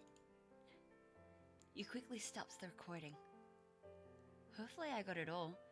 I kind of forgot halfway through that's why we were doing this. That was beautiful, Winnie. Yay! Yippee! Where did that song come from? My mouth. Okay, comedian, I know that much. Did you write it? I think so. I hope so. It's... When I first got here, it was in my head. Maybe it's a memory, I'm not sure. But it's pretty, right? It's gorgeous. You're an amazing singer. Well, I wouldn't be a very good idol if I couldn't sing. That's true. I just didn't realize you were that good. You leant back against the counter, arms crossed as Winnie descended to stand beside you. A memory, huh? Music is a pretty powerful thing. I wonder if it means something. That I've always been destined to be famous? Maybe. It's kind of funny, huh? What is? That I have no clue who I was, but I remember a song. Well, maybe it was important to you. Something you held on to, even after everything else faded away. Like a little keepsake. Winnie hummed, rocking back and forth on her heels. Or, well, floating in place as if she had heels to rock on. Winnie has amnesia? Yeah, so she's a ghost, but has no memory of her past. She's like March 7th. Yeah, sure, she's like March 7th.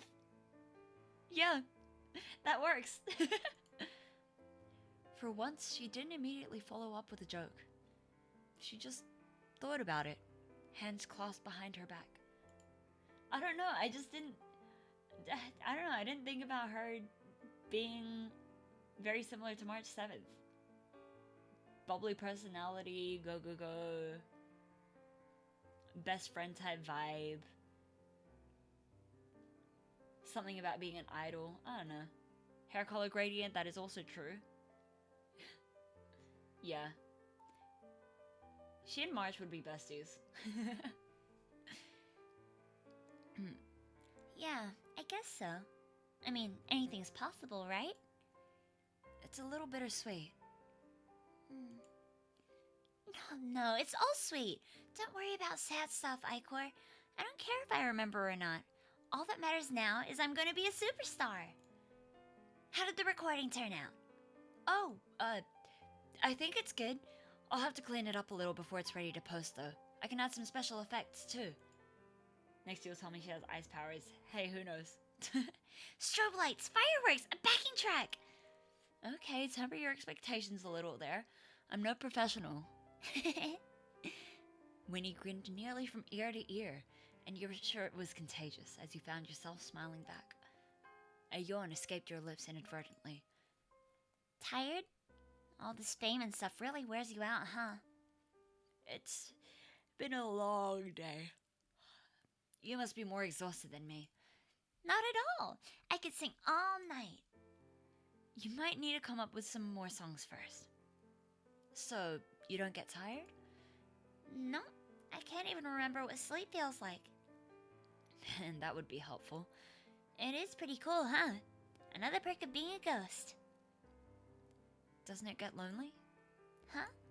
Oh, sorry. Kinda slipped out. I just mean, while everyone else is sleeping, it must be very quiet around the store. If anything, it's just super boring. Luckily, Florian is usually around. But not tonight, huh? Boo. I'd keep you company if I didn't need to be up first thing in the morning. It's okay, Icor. I'll keep practicing for my big debut. I won't be bored tonight. As your client slash business partner slash soon to be worldwide idol slash friend, I officially declare that your shift is over. Why, thank you, my esteemed Winnie. Ooh, I like how that sounds. If we're not careful, your idol thing will turn into a cult thing. Which, honestly, I'm down for, but maybe we should hold off for now. I'll get some sleep then. Good night, superstar. Night, Icor. Rest up.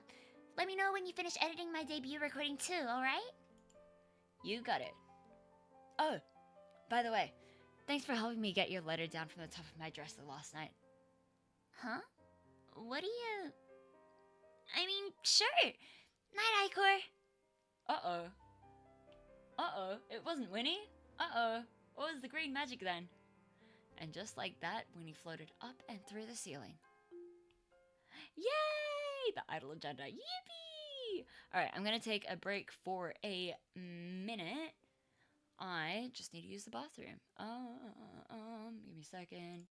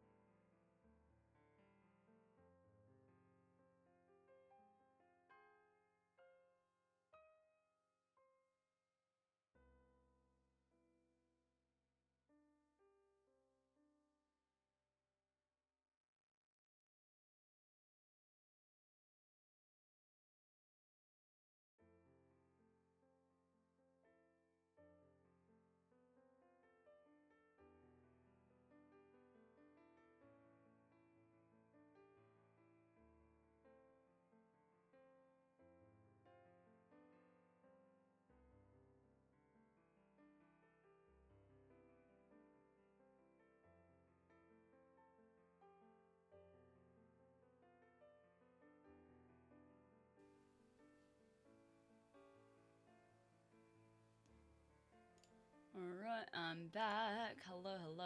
Alright, how are we doing? How are we doing? How are we feeling so far, guys? How do we feel about the characters? So oh, they're all really cute. We pissed? Yep. Yep, we pissed and we rehydrated. I filled up my glass of water. I hope you guys have been hydrated as well, drinking water or whatever else. Gotta get you a BRB screen. Yeah, we'll work on it. Yeah, there's a couple of screens that I want to do eventually. But need to figure out an actual aesthetic first, I think. Alright, so where are we? We completed the Winnie event. Why haven't we had a Florian event yet? Ah! Okay, it's fine. The more I look at Winnie, the more I think she's some sort of child of ours. Yeah. Yeah.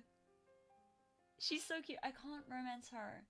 I love her, but I can't get the hearts all the way up there because I feel weird about it. She did that. Like, this could be me in another universe. This could be us in another universe, Muth. Don't date your daughter. Yeah, no, I'm not gonna do that. Yeah. I also just don't want her to hate me. Which I'm sure she won't, but... I don't know. I'm also still so curious about Emmett. Who do you guys like the most so far? Because we've seen... I mean, we saw Quinn for a bit, but also he's got a thing for Aunt Sylvie, so he's out of the running. Miss the VTuber avatar saves the Bob. What? Moots VTuber... Why does it read Moots the VTuber avatar? Moots VTuber avatar has the Bob. Yeah. Has the front Bob. Yeah. Yeah, Moots, this is our daughter now. You gotta play the game so you can look after her as well. Yeah. You're right. Exact same as Winnie's. She went to pee? Okay, good. Oh, good about you'll let her know, not because, I mean, I guess it's good that she's peeing as well. Anyway. Gosh. Anyway, what was I saying? Out of the characters we've met so far, we've got Florian. Pretty sure he's a vampire. Works in the shop with us. Oh, your fave, Marvel, is the night lady? Yeah. Lucille is cute. Lucille's adorable. And Florian, yeah. Those two... I still think I want to romance Florian first. And I feel like that is the obvious option because, like, broody, dark hair character, everyone loves them. Real question is, who's the birth giver? Can I say Shoddy, not me? Emma and Florian for you, Myth? Yeah, that's fair. Florian, yeah, I had a feeling, I think the devs knew as well, Florian was going to be a fan favorite. Because he's dark hair and broody and tsundere. And everyone loves that. As for Emmett, yeah, you need to see Emmett. Hopefully he shows up and then next day. Oh. Okay, so you got me pregnant. Sure. Okay. Wait, does that make me... That means I'm the father, right? Yeah, the Twilight Sparkle dude. That's Emmett. Yeah, I still want to figure out what his deal is.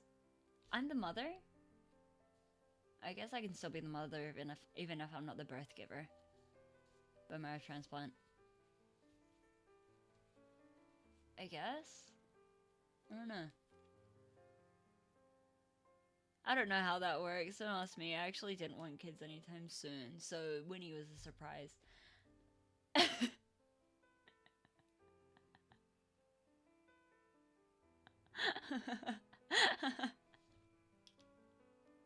Anyway, what were we saying? Let's get back to like the actual characters.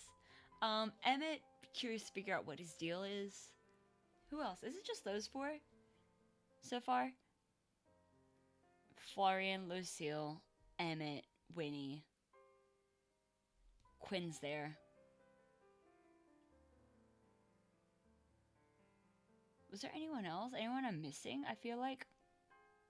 Unless it's someone that hasn't shown up yet? I don't know. When it was a happy little accident. That's everyone? Yeah. Alright. Thank you for sharing. Oh my god. Yeah, I think that's everyone. Anyway, let's continue. It's the next day. Ooh, level up. Let's go. You're now level 2. Skill point +1. Oh, okay. Okay.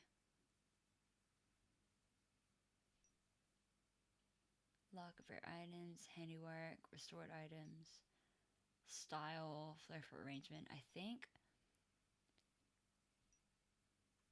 I want to invest in smarts. Oh!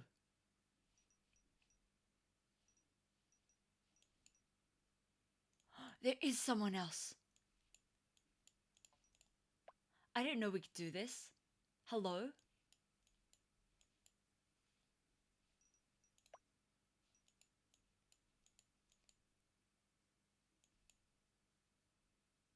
There was another romanceable character. Oh, hold on.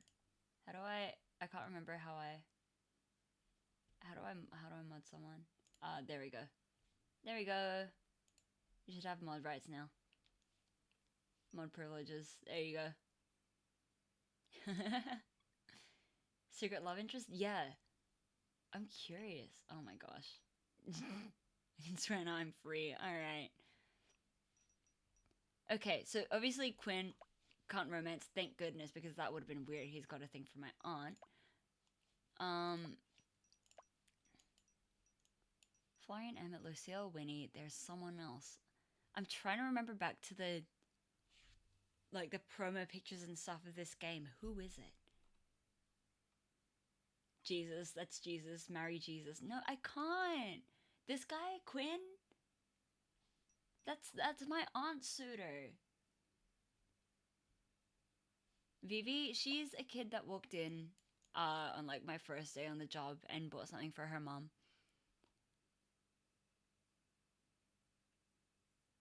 Yeah. She's just a kid. There he goes. Resume? We can hire people to work here? Yeah, Emmett, here he is. I feel like he's a completely different person with his glasses off. I feel like that's the thing. Should I invest in smarts? I'm gonna invest in smarts. Emmett, a twink? You think? I feel like he's too tall to be a twink. Smart. Yeah, I'm gonna invest in smarts. Sweet, okay. Alright, let's continue. When he's gone to sleep. A ghost idol. What a weird life I'm living. Well, at least I won't get bored out here. With that, you headed back upstairs. If you're skinny enough, you can be a twink. Okay. I guess. I don't know, I don't see it though. You stepped into your room, then promptly flopped down on the couch, exhaustion overtaking you. What a day.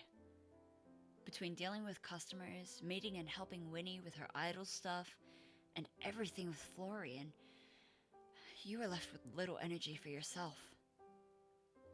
You let your head come to rest on the back of the chair and closed your eyes. Just for a moment, you told yourself. You just wanted to rest your eyes. Just a minute. Then I'll get dinner and go to bed. And just like that, you fell into a light sleep.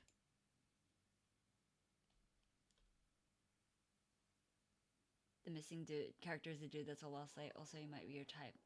Upstairs? Uh-oh. Something happening while I'm asleep. Uh-oh. He might be a type? What do you mean? What does that mean? What does that mean? I'm scared. What do you mean he might be my type? Upstairs. Wake up. Follow. Rustling leaves. Destiny. Find it. Your eyes shoot open as soft, insistent whispers rippled through your mind. The first thing you noticed was a cool draft brushing against your skin. And in the dim light of your room, you saw something strange. A scattering of autumn leaves, swirling around in a gentle motion, around and around, as if the world's gentlest tornado was inside your room, and you were in the center of it. Uh-oh. Is this the next character? Is this the other character? What the hell? Winnie, is that you? No reply came. You felt an inexplicable pull, like a magnetic draw urging you to stand. You got to your feet, and the swirling leaves followed you, as if you were commanding them. Which you weren't, as far as you were aware. You looked out the window, but the wind didn't seem to be coming from there. Winnie? Is this some kind of practical joke? If it is, you got me. That pull continued, almost as if dragging you to the door. Swallowing hard, you followed it out of your door and upstairs. Actually about what? I'm scared. What's happening? Why am I following leaves? You had expected to see Winnie when you entered the room, but you found the attic empty. The pull continued, dragging you further into the room relentlessly.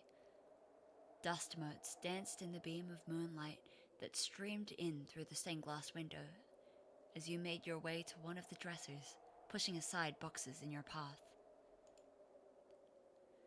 The closer you got, the more the temperature seemed to drop, and the leaves twirling around you began to glow.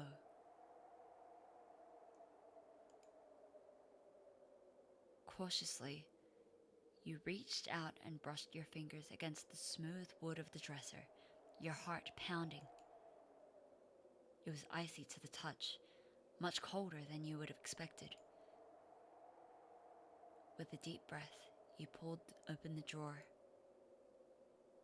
and found a book.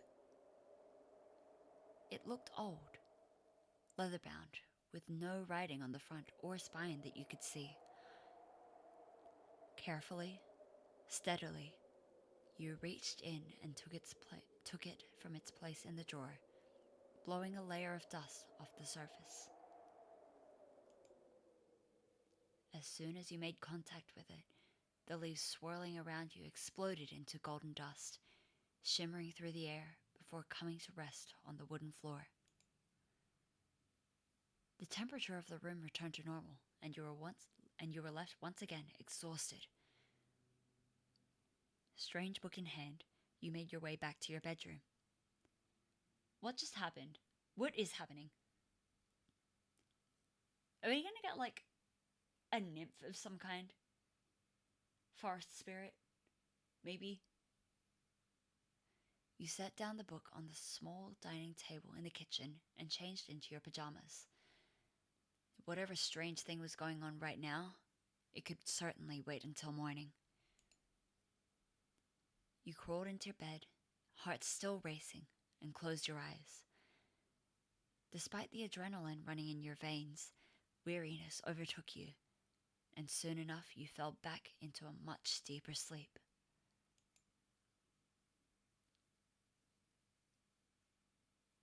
What?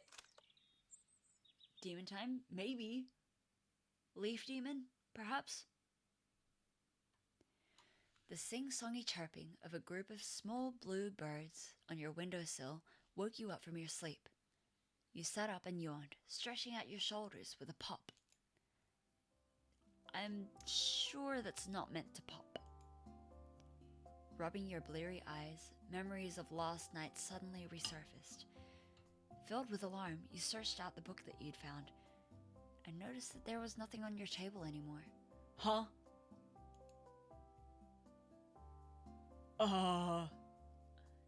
Okay.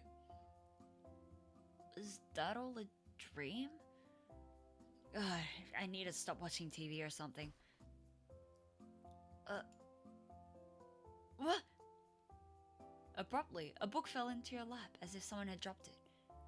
A very familiar leather-bound book. How the... Does this place have a second ghost or something? Yeah, that's what I'm wondering. Absent-mindedly, you began to flick through the pages. But instead of being greeted with a journal like you expected, you found strange, intricate drawings, almost like sigils.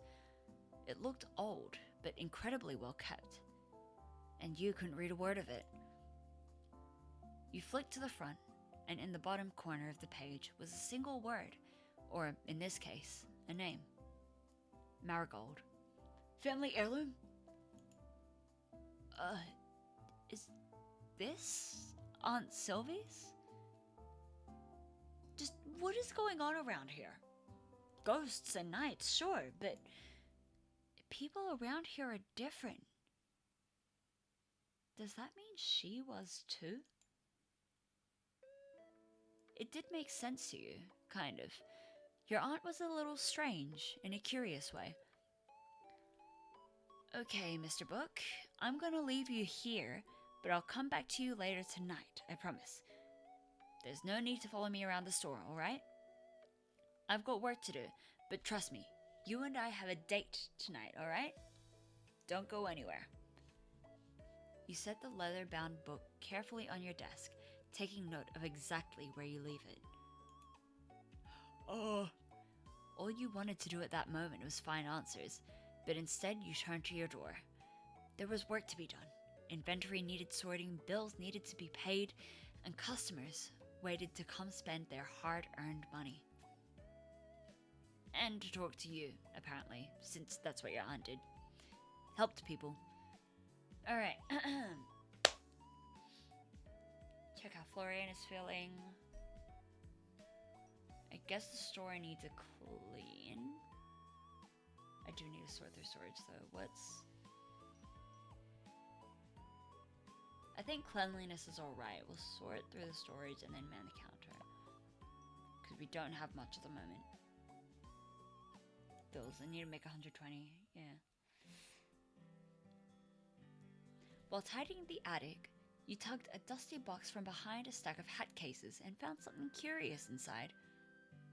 A travel vanity, filled to the filled to the brim with eyeshadows, blushes, lipsticks, and more. What's that I spy? Makeup! Oh, Lucille, come here! Is someone in peril? Look at what Icor found! Truly a treasure. The craftsmanship is beautiful. It would suit you, Lady Winona. If only I could actually use it. I know it's not the same, but I could help you use it on someone else. But who would... Lucy! Me? I have never worn such a thing.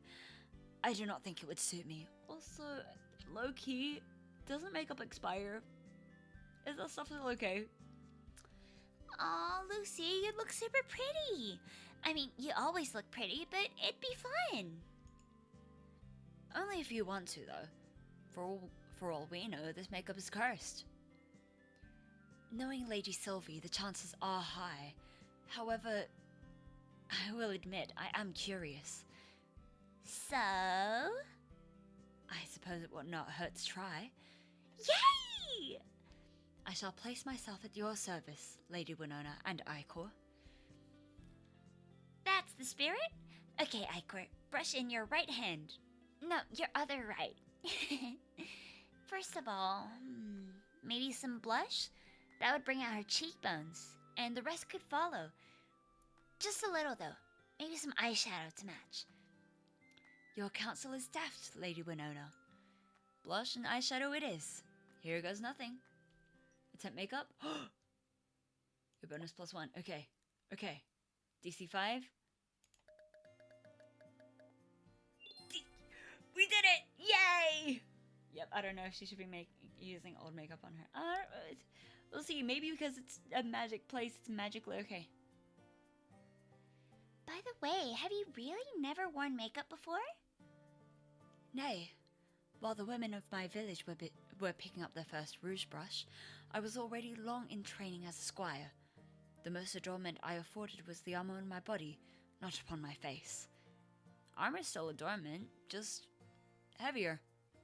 Your words ring true, Icor. I have owned many ceremonial sets of armor in my lifetime, some which have been passed down for centuries. Perhaps this is not so different. And there we go. What do you think? Do we get a picture? You hold up the mirror to Lucille's face. You had a light touch. The makeup wasn't too apparent, but accentuated Lucille's features in a delicate way. Ah, no picture, boo. Is this truly my face? It is a wonder, truly. You're so pretty, Lucy! Icor, you really work your magic. All the credit goes to my director. A joint effort. Thank you both. It is not often I indulge in such things, and I must say, it has left me wondering if I missed out on a great deal in my younger years. I'd like to adorn her face with something. Okay, Muth. Okay. Look at her, like this blush. If you keep complimenting her, she'll blush like this. She's so pretty. There's plenty of time left to make up for it, if you'd like. You are too kind, Icor. Truly. You have my thanks. With that, you packed away the makeup and continued your searching. Did I find anything? You begin searching through your aunt's collection. Ooh, authentic gold plate bracelet. Okay. Uncommon quality poor. Projected worth $20 to $67. Okay, we can work with that. You had just stepped away from the counter to grab lunch when the door opened and Florian came waltzing in, covered once again with his sunglasses and bucket hat. Florian! Hey. How are you feeling? Did you get some sleep? The deep-set bags under his eyes didn't look very promising. I'm fine enough to work. Well, if you say so. But you should think about going to see a doctor or something if it continues. Didn't I tell you to stop worrying about me? Yeah, but no one said I had to listen. Good day, Sir Florian. Pray forgive my intrusion, but might I inquire about this peculiar contraption you have hanging from your pocket? I've never seen its like before. Lucille stepped over from the side of the store, helmet under arm. She gestured towards a pair of headphones connected to Florian's phone, which was half hanging out of his pocket. It's a pair of headphones. Headphones? A peculiar name. I have heard of a phone owing to Lady Sylvie, but not these headphones. They're tiny mini phones that you put into your ears and they put the screen in your brain. Winnie popped up from out of nowhere, grinning at Lucille. Is that so? What? No, she's bullshitting you. Oh, hold on. Is that so? What? No, she's bullshitting you. They're just little speakers. You have to be careful, or the tiny phones will invade your ears and take over your mind. That is quite terrifying, Lady Winona. I believe I will keep my distance from these headphones. I'm telling you, she's lying. Look, you can listen to music through them. Florian held the headphones out to Lucille, who raised a hand. My warmest thanks, but I believe it best to let my ears remain free of such intrusions. Why do you never listen to me? She's playing a trick on you. I do not believe Lady Winona would lead me astray. And I would? Winnie's just messing with you. Really, they're just for listening to music. You might like them. Thank you, Icor. But if that is truly the case, there is plenty of music to hear without using technology I do not understand. The singing of birds, the rustling of leaves. I believe I will make do for now. Man, I'm too tired for this shit. Perhaps a caffeinated beverage would be of assistance, Sir Florian. I shall go fetch you one. Icor? Coffee will be great. Thank you. That will be no problem. Lady Winona, I apologize I cannot offer you a beverage too. Gotta get some farm work done for be AFK for it. Okay, take care out there. It's okay, Lucy. I'll just enjoy it from afar. You really don't need to.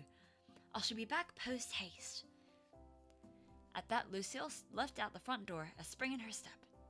I'm gonna keep practicing. Bye-bye, lazy bones. When you floated back up and through the ceiling, you weren't sure you'd ever get used to that. Seriously though, are you doing alright? It's just some personal shit. There's nothing to do with work. Alright, but don't overwork yourself too much, yeah? Actually, I'm glad we have a second alone. I wanted to talk to you. Why? I guess you're kind of the person I know best in town. Might be asleep soon, I'll sleep to your stream. Okay. If you did fall asleep while I'm yapping, I guess. Hope you sleep soon. Hope you sleep well. Hope you sleep soon. What the heck? I hope you sleep well. Sweet dreams, mama. Why? I'm not the kind of person that people can confide in. I disagree. You're really easy to talk to. What is it? I found something. Congratulations. Would you like a ribbon or would you prefer a ribbon or a medal? Is both an option? No. Damn, you got me all excited for no reason. But seriously, I woke up in the middle of the night and there was a tornado in my room. Right, a tornado in your room. You're not taking me seriously right now. No shit. You're telling me there was a tornado in your room. Okay, listen. Not a tornado exactly, but a lot of wind and leaves. And they were swirling around me. And they led me to a book. A book I can't read, but that doesn't matter right now. As soon as I touched it, it all disappeared. What's going on here? Are you an idiot or something? Whoa, whoops, I forgot that does that. Whoa, where's that coming from? And yeah, probably. I told you, this town is full of all kinds of people. That includes your aunt. There's probably a reason she wanted you to come take over. She always has her reasons, she just never actually tells anyone about them. I think she gets off on leaving people confused. Confused. Made him Australian at the end there. It's just... A week ago, if you told me that ghosts and time-traveling knights and magic books existed, I would call you crazy. Now I'm just meant to accept all of that? I don't know. You're doing a pretty good job of it. Am I? Do you like Do you like Winnie and Lucille? Of course, they're both great. So who cares if they're a little different? And what about me? Maybe you're a little different too. Does it matter? Well, no, but it's just kind of tossing everything I thought I knew to the wind. Yeah, well, that's life. One day you're a normal person doing normal shit, then the next, everything's turned upside down without your permission. Speaking from experience there? Don't know what you're talking about. If you say so. Anyway, thanks, Florian. I guess I just have to be open-minded. I mean, I can't just not believe any of it's true, seeing as the evidence is right in front of my eyes. Can't wish away fighting off a tornado in your bedroom. It wasn't like that. My apologies for the wait, my friends. What wait? You were gone for all of 5 minutes. A midday jog helps me clear my mind. Please, enjoy. She placed down a small tray on the counter with 3 drinks carefully tucked into it. You quickly took yours, glad for it, and Lucille picked up something floral smelling. What have you got there? The shopkeep called it a white berry forest tea. I will admit I have not yet tried such a thing, but I tend to keep away from coffee. I said you didn't have to get me anything.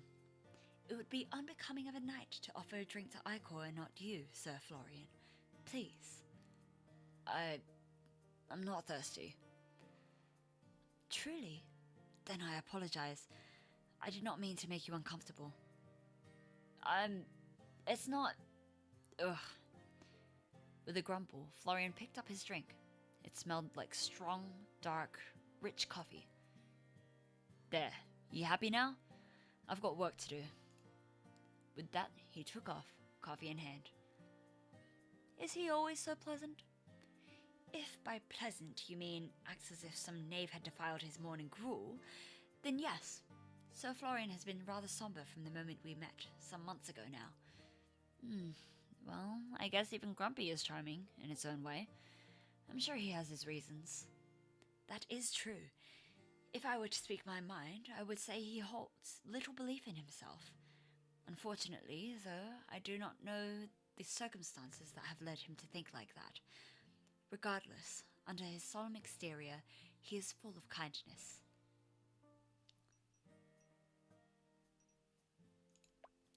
I'm with you there. He might always roll his eyes or grumble a little bit, but he's always stopped to help me when I need it. Now, that is enough idle rest. I must take my watch and secure the perimeter of this establishment. Wait, you've barely had a break. You were running an errand. Though my respite? Is it respite? Is that how you pronounce it? I don't actually know. Respite? Though my respite was brief, the call of duty is constant. I would not delay safeguarding you and this store. We'll go with respite. Lucille bowed low to you before leaving out the front door once again. Well, back to work, I guess. Okay. Everyone sit in a circle. Florian, sit here. Lucy, come sit next to me. Icor sitting there? Perfect. Why do I have to be involved with this? Ahem.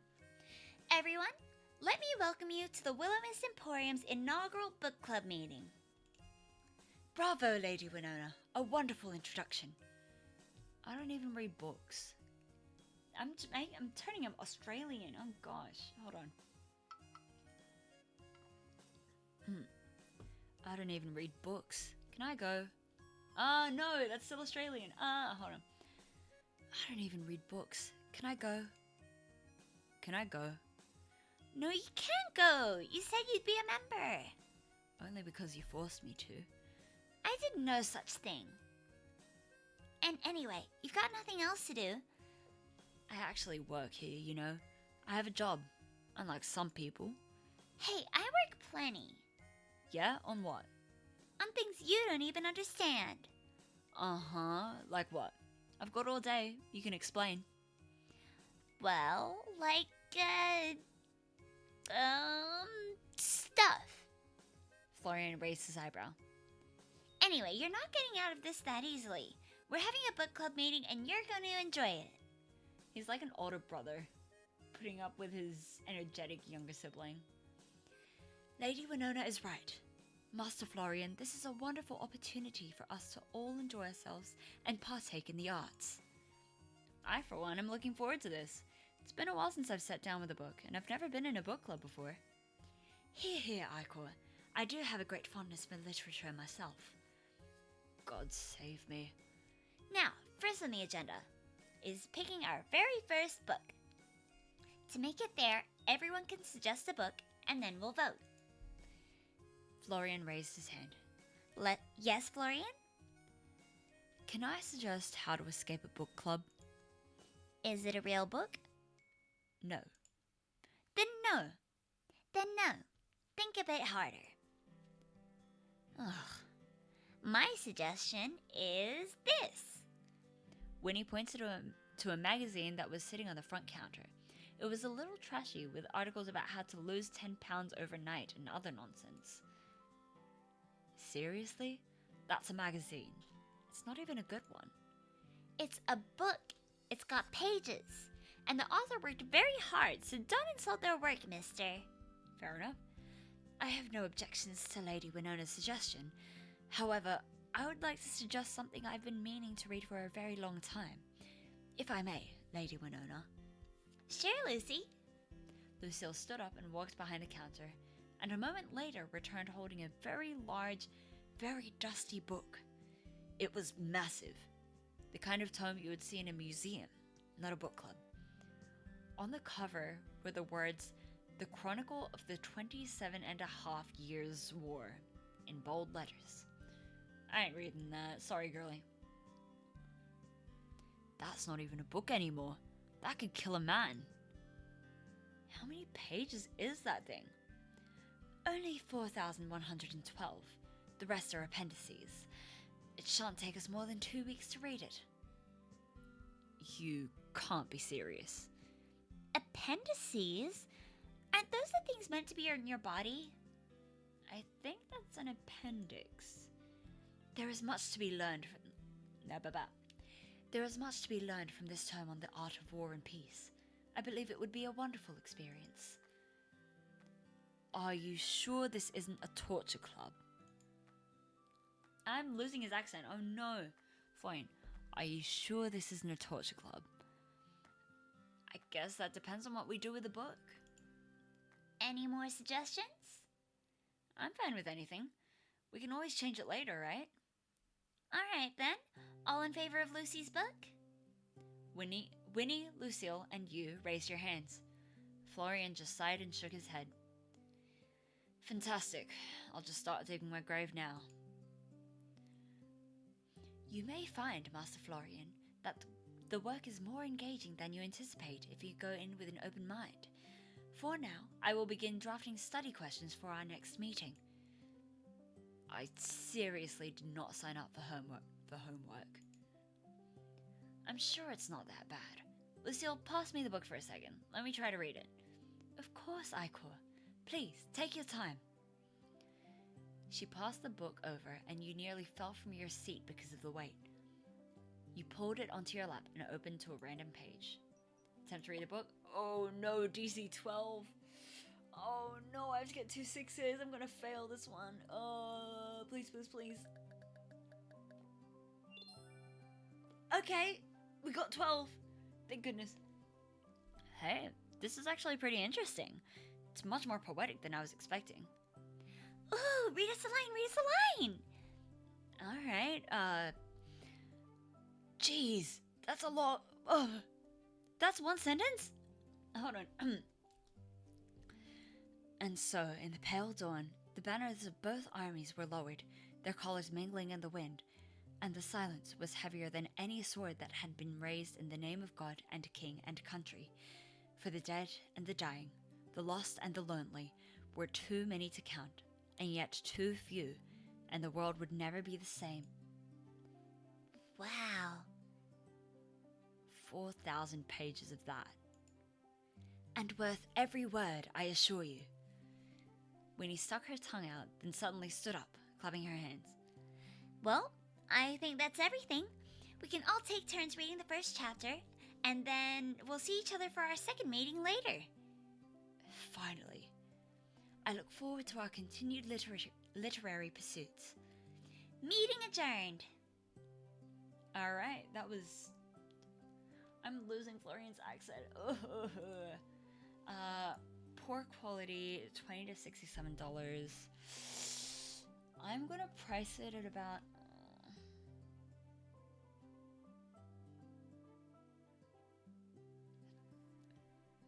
$30 sound alright? 28. Let's go 30 so we can maybe haggle towards 28.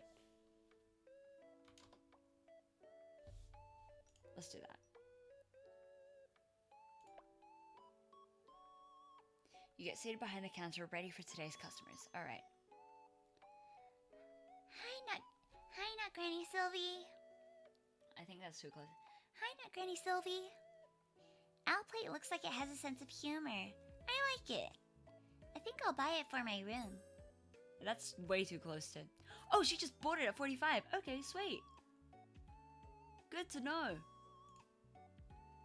This was fun. See you next time. I don't remember what Vivi's accent was as well. Level up, hell yeah. Available skill points will probably do charm as well. So one customer, no one else is coming. Alright. Cool. It's a little past 5 p.m., and you're sweeping a few stray leaves from the floor when the door is pushed open once again. And then, 5 more leaves join you, awaiting their inevitable sweeping. Greetings, Sir Emmett. You have arrived at a most fortuitous time. Sir Florian and I were just debating over whether Icor would neglect to pay the bills or not this week. You're not supposed to tell anyone that. It was just between us. Do I look that forgetful? Do you want me to answer that honestly? Now I'm not sure. Emmett adjusted his glasses, pushing them up from the center with his fingertips. Oh no, American man, no bills will go unpaid while I am still contracted. No bills will go unpaid while I am still contracted. What's that supposed to mean? Everything would fall apart if I fired you? I didn't say that, but you're free to assume what you will. You're free to assume what you will. Careful, if you speak so nice. Whoa. Oh no, accents are getting difficult. Careful, if you speak to me so nicely, people will think you actually enjoy my company. My apologies. We wouldn't want that, would we? Now, I'll set up my computer at the counter, and we can go through your books together. I did bring my own laptop if that'd make things easier. It would stop me having to come and assist you every week, yes. Miss Marigold never did have any interest in technology.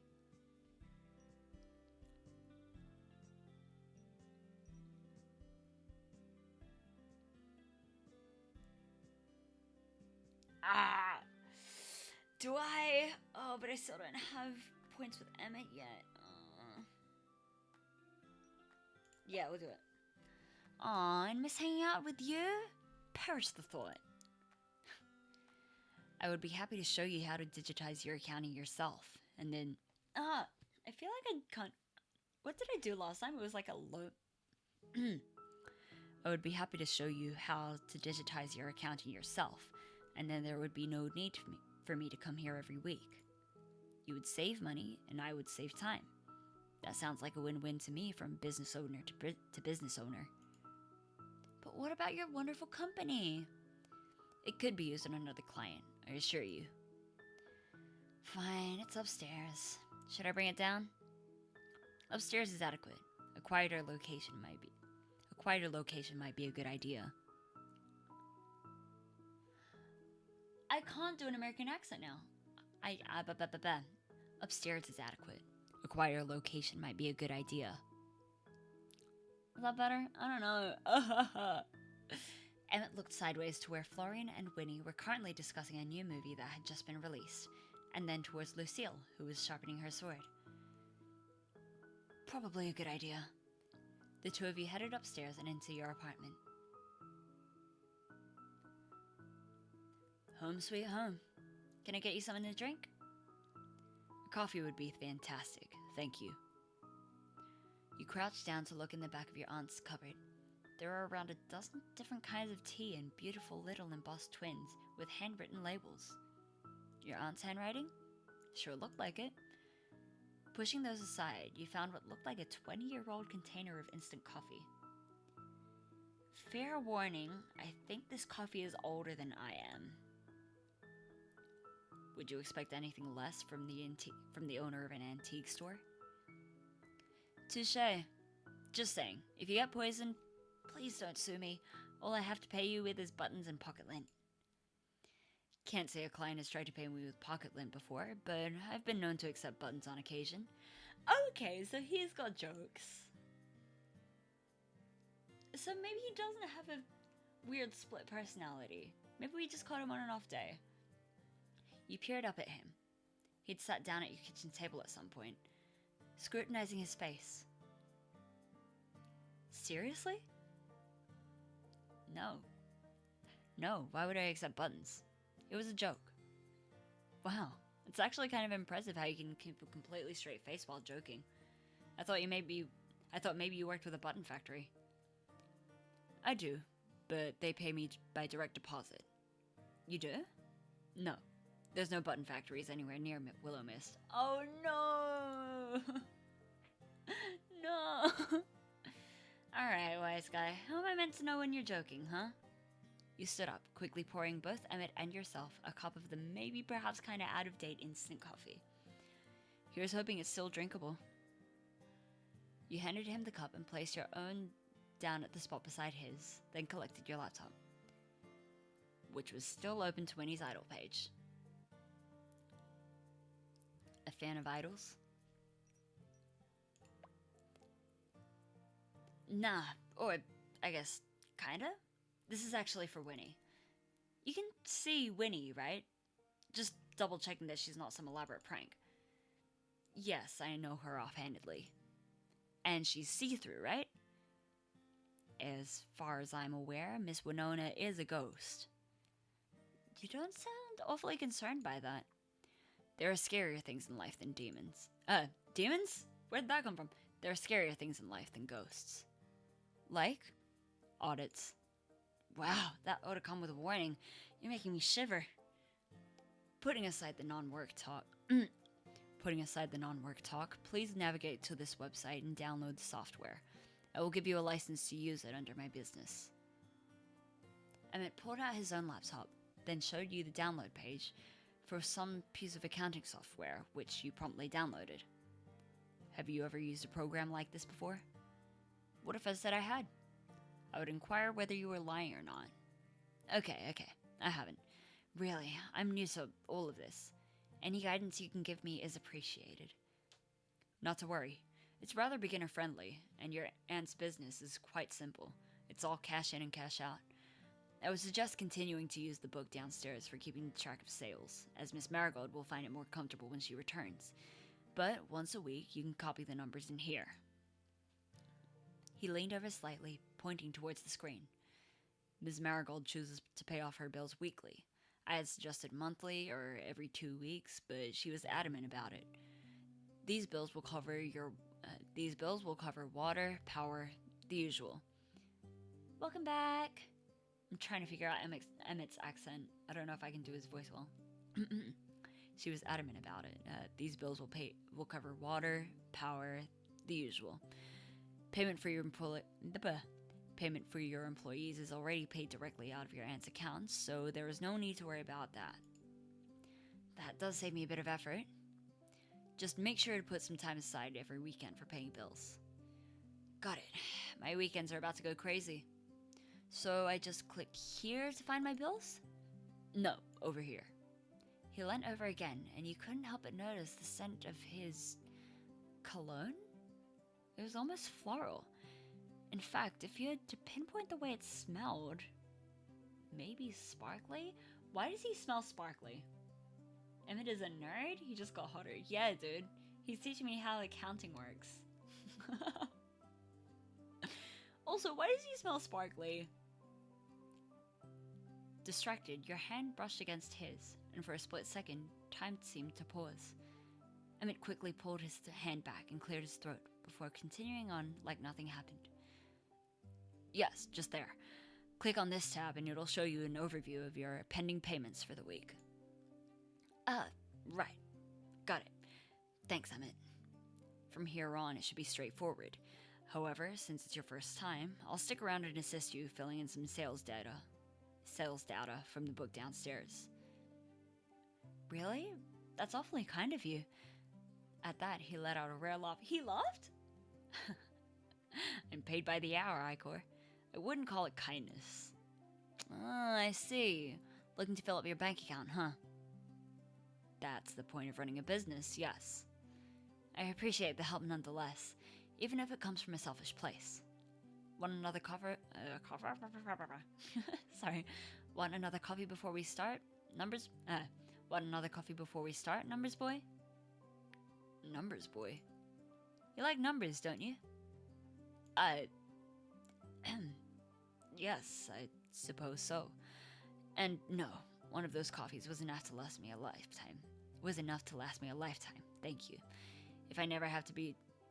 Whoa, suddenly I can't read. If I never have to drink another, it will still be too soon. I'll grab the book then. Feel free to make yourself comfortable. You headed back downstairs, then spent the next several hours going through the handwritten records your aunt left, plus your recent additions.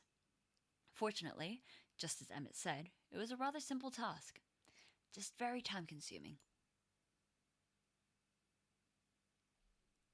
Now it's nighttime. And done! Well, that was fun. It was, yes. Okay, now I'm the one who was joking. I think I'll leave all the numbers to you. That much is obvious. I had to stop you from entering the wrong amount at least a dozen times. Hey, I'm learning!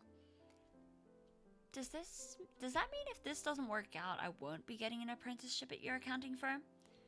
Spend a few more years studying, and then maybe you'll have a chance. At an interview. Wow! What's the point of knowing anyone if you can't even get a job through nepotism? I believe that a friendship is required for nepotism to work. You say you don't want to be my friend? Even though I'm so effortlessly charming, witty, and funny? I do not have time for friendships, Miss Marigold. So, I apologize, but a nepotistic position at my company is not likely. That's not how it seemed when I bumped into you the other night. When you... What do you mean? What do you mean? At the Silver Oak. You were there? Am I that forgettable? You were sitting a few tables away from me. Lucille and I were leaving when you told me I was doing a great job with the store, and you wanted to see me again. Oh no, look at his expression. Oh no. Oh dear. Ooh. Oh no, that means he does have issues. Oh, not issues, but like... Oh no, maybe it is a Jekyll and Hyde situation. And then you asked me out to dinner. I believe you're confusing me with someone else. Nope, it was definitely you. Lucille saw you too. So, that's a no to hanging out? It's late. I believe that our time is up. I will bill Miss Marigold directly for our session. He stood hastily, and the sound of wood scraping against wood echoed through the small room as he threw back his chair and quickly began putting all of his papers and laptop back into his briefcase. Then maybe we could... I should really be on my way. Good night, Icor. Don't forget to brush your teeth tonight. Brush my... In a hurry, Emmett rushed out the door and down the stairs, leaving you staring at the empty spot where he'd been just a moment ago. Oh, that doesn't look good. No, it doesn't, does it? Don't forget to brush my teeth. What is he? My mother? Wait, what's that? A folded up piece of paper remained on the table. You unfolded it to see a letter addressed to Emmett. Resisting the urge to snoop, oh thank goodness, you instead folded it back up, then found your hands covered in sparkles. Is he a fairy? Is he Fae? What the... You brushed them off in your shirt, then touched the paper again. Once again, covered in sparkles, despite the paper looking crisp and white. Emmett will probably want this. Taking the letter in hand, you dashed downstairs. Where did he go?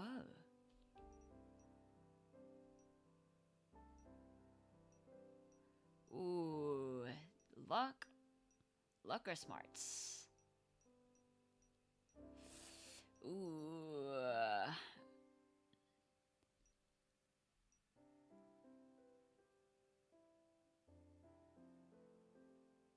If he's heading back, he's probably going to his business, right? Let's do a smarts check. Hell yeah! Double DC, let's go! You dug through your pocket and pulled out the business card Emmett had given to you a few days prior. Did he just tell you you're resting? I don't know. He was like... no, you know that when I was at the restaurant at the beginning of... Like, when I loaded into the game, I was at the restaurant, we ran into Emmett. And he was like, oh, you're doing a really good job in the store. I'm sorry I didn't say it earlier. By the way, we should hang out. Let's go on a date. Blah, blah, blah. gosh, is he a flirt with his glasses off?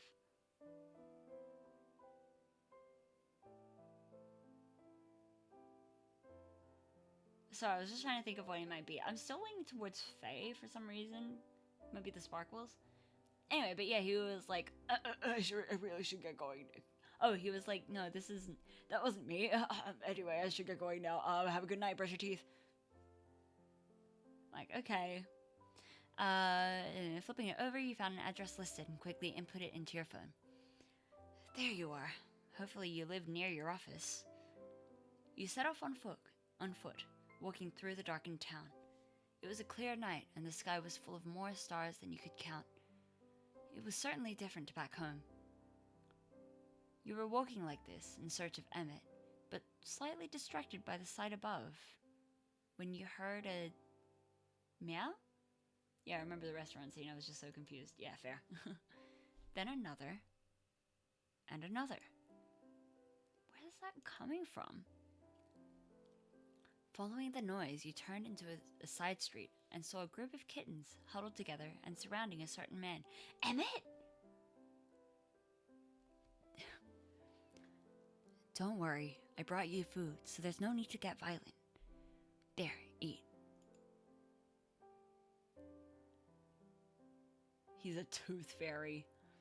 Emmett was crouched low to the ground, holding a small white plate bordered with yellow ducks for the group of tiny cats. As the kittens meowed and ate, he stroked them gently, smiling. His normally serious face had been replaced by a softer expression. Well, I wasn't expecting to find my favorite numbers boy feeding strays. What are you doing here? What are you doing here? Sorry, I saw his voice crack and I was like, huh? I don't know how to do a voice crack that low on purpose. Anyway, his voice cracked and the kittens scattered, leaving the two of you alone in the dim moonlight.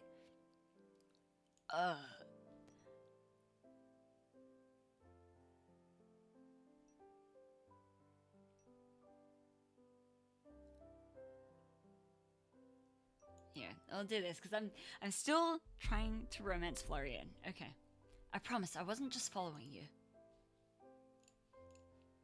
Okay, I suppose I did kind of follow you, but not for anything nefarious. You left something at the store. I just wanted to return it. Really, here. Sorry for spooking you. You held the letter out to him, and he finally stood up from his crouched position, dusting the dirt off his pants. He reached out and took the letter carefully, as if not to tear it. Did you read it? I'm not as nosy as I look. No, I didn't read it. I promise. Well. Emmett cleared his throat and adjusted his tie before tucking the letter away inside his jacket. I apologize for my prior rudeness. This was highly unprofessional of me. I'm not expecting you to be professional outside of your work hours. In fact, I think you could probably loosen up that tie a little, even during business. Do you like cats? I suppose you could say that. That's not a yes or a no. They're small and cute. Ruth, are you seeing this? Are you seeing this? He's so... that blush? Oh, he's really cute. Boo. Man.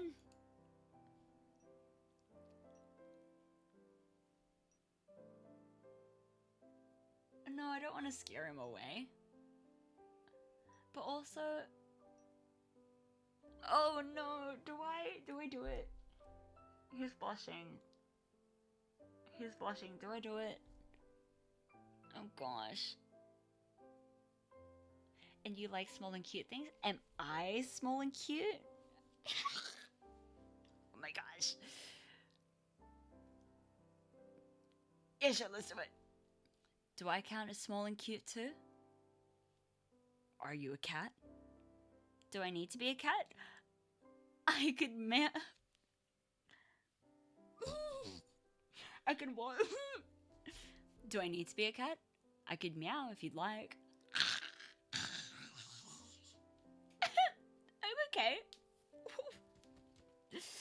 Wow, I need to hydrate.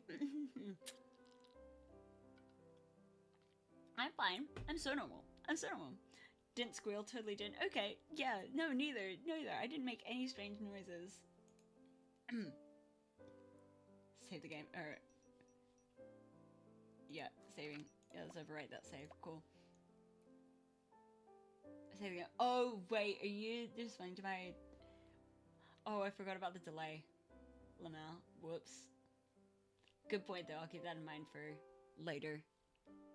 Further on through the game. Blah, blah, blah. Anyway, that comment that I made. You have no sense of humor, do you? I'm joking, Emmett. You don't have to take everything so seriously. He let out a sigh and shook his head. You're an overwhelming person, you know that? We hardly know each other, and now you're trying to meow at me in the alleyway. Moose, I'm gonna pause it here so I can see your reaction to this specific frame, this specific expression. Oh my gosh, he's so cute. Oh, he's got moles on his hands. Look at that. Oh my gosh, he's got moles everywhere. These characters and their moles? That's so cute. He's got a couple on his neck there. On his wrist, on his fingers. His hand there. Just gonna ask where else he might have moles. Ooh, let's not think about that. Anyway, Okay, when you put it like that, I sound like a weirdo. If the shoe fits, then what can I say? Maybe you just need someone to help you let loose a little. That could be me if you'd like. What exactly do you want from me? I just want to get to know you. Can't do that if you're always running away. Overwhelming and persistent. It's part of my charm. Thank you for returning my letter, Ms. Marigold. But it's late, and I really should be getting home now. You should too. Then how about letting me walk you home? There's no need for that. It is hardly a 10-minute walk from here. Everyone lives 10 minutes away. Is it the town just that small? I know there's probably no need, but can I do it anyway? At that, he sighed, and his shoulders drooped. Fine, if it makes you happy. That doesn't mean I consider us friends. But you blushed at me! The two of you started walking through the dark streets. There was a cool breeze, and you pulled your clothes tighter around yourself. Don't tell me you give me... Okay, I was gonna say, don't tell me you give me... Okay. Okay, I'm fine. How about close acquaintances? We can start there. Great! You won't regret it. You smiled brightly, and Emmett looked at you at the corner of his eye. So, my close acquaintance, am I allowed to ask you something? If I ask you not to talk to me, you wouldn't do it, would you? I don't talk that much, do I? Yes, you do, MC. Emmett remained silent. Wow. Ouch. Okay, I can't tell if you're joking or not. That's kinda terrifying. But okay, going back to the topic at hand, what was with you the other night? Seriously, I don't think I'm going crazy. I definitely saw you there. I was afraid you'd ask that. Fine. I'll tell you, but this will stay between us. My lips are sealed. Oh! Okay. That makes sense. That makes sense. Oh!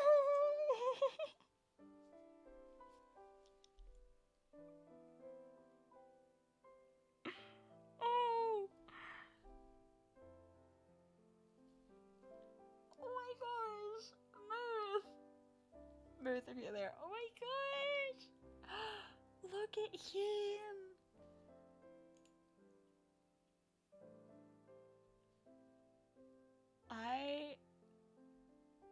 Oh, he's so cute. Oh, he's adorable. He's got like slight grimace and his cheeks are all blushy. Oh my gosh. I thought it was gonna be a Jekyll and Hyde moment. I think I mentioned that like multiple times, but like, I have a low alcohol tolerance. Just like me, for real? Yeah. Huh? The normal, non-supernatural answer stunned you at first, and then you were surprised by your own reaction. Why did you expect it to be something different? I'm here and I'm screaming, ah, yeah. Wait, that's really it? Why would I lie to you about that? It's embarrassing enough to admit. I guess it's just so mundane. Like, compared to a ghost or a time-traveling knight. A what? What does that have to do with anything? Oh, don't worry about it. So you really were just drunk the other night? Quinn offered me some of his homemade cider, and I felt embarrassed to turn it down. It was only one drink, but that's all it takes. I apologized that he had to see me that way. It was actually kind of adorable, seeing you act so nice, sweet, talkative. Adorable? A 31-year-old man is hardly adorable. He's 31?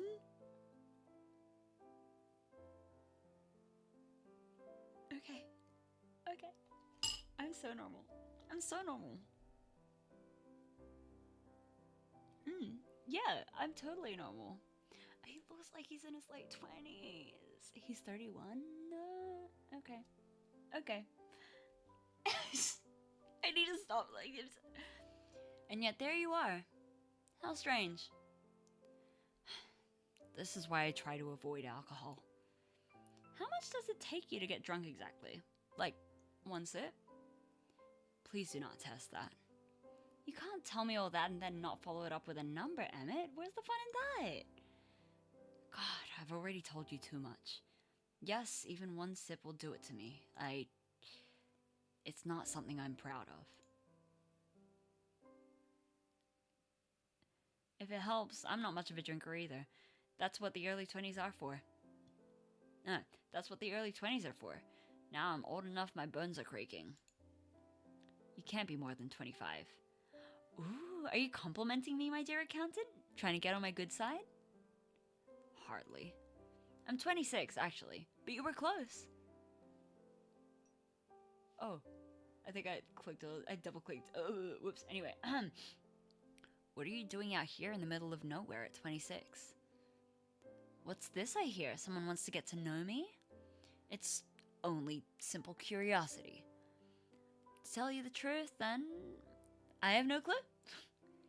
You have no clue. I was getting a little burnt out working part-time jobs and thought maybe some time away from the city would be good for me. Running the store was just a lucky opportunity. I haven't even seen my aunt since I was a kid. It would be like Miss Marigold to leave a near stranger in charge of her business.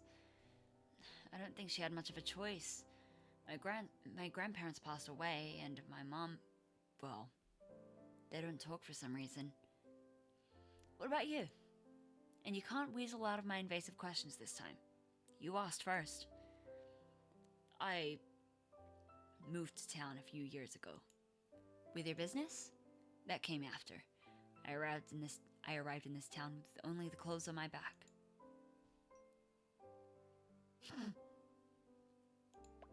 Well, at least you had clothes. Imagine turning up here naked. That'd be embarrassing.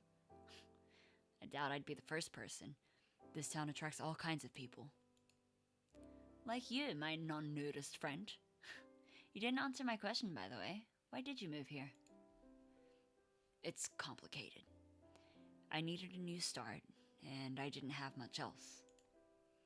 This town just seemed quiet. I'd have to agree with that. My previous job was quite intensive. I lived within the same building as I worked and rarely had a day off. Didn't really have a life beyond that. Is he a fairy prince? Perhaps? I'm making stuff up. When the opportunity presented itself, I took it to leave. Was it accounting related? Kind of. Thank you, that's very specific. Emmett suddenly stopped outside a small, 2-story high apartment building. There looked to be a sign hanging out the front. Finch Advisory. What are you, some kind of workaholic? Yes, but I live above my practice. It's just easier. Even if it was greatly unnecessary. Thank you for seeing me home. You really didn't have to. Seriously, you didn't. I know I didn't. I just wanted to. You're incredibly strange. Thank you.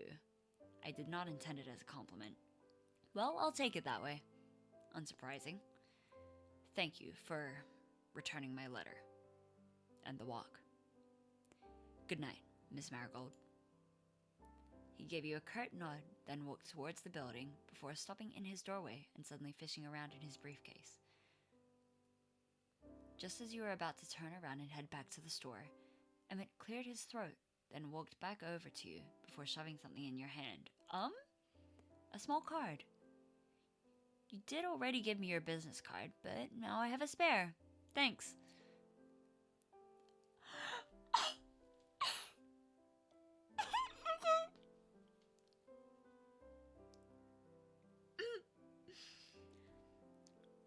Oh no, I can't do the voice because I'm smiling. Oh no. I wrote my number on that one. Oh? For emergencies only. Emmett pushed his glasses up before turning around and finally entering the building, leaving you to stand alone in the dark streets. The door closed behind him. Flipping over the card in your hands, you see both a mobile number and a personal email address scrawled in messy, loose handwriting. Let's go! Whoa! Yeah! Oh my gosh. Does this mean we're friends now?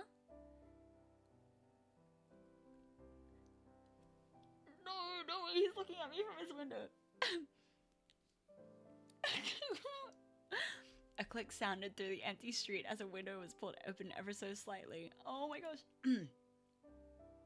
No. And then it was shut again. Oh wait, does that mean I was calling? Does this mean we're friends now? Okay. Sure, for emergencies. Yeah, this is what I'm saying. What if I just want to talk to you? No. And then it was shut again. With a smile, you pocketed the card and started on your way back to the store. Oh my gosh. Terms and conditions. Oh my gosh. Alright, when it switches over to I think, yeah, it'll end when it switches over to the next day. I reckon. Oh my gosh. That was so cute of him though. Oh, he's so awkward. The shop floor was quiet when you entered. All the lights had been turned off, and only the faint glow from the moon illuminated the store. Florian didn't look to be around. Maybe he was cleaning in the storeroom. Or maybe he'd finally accepted he was sick and needed to rest. Likely the former.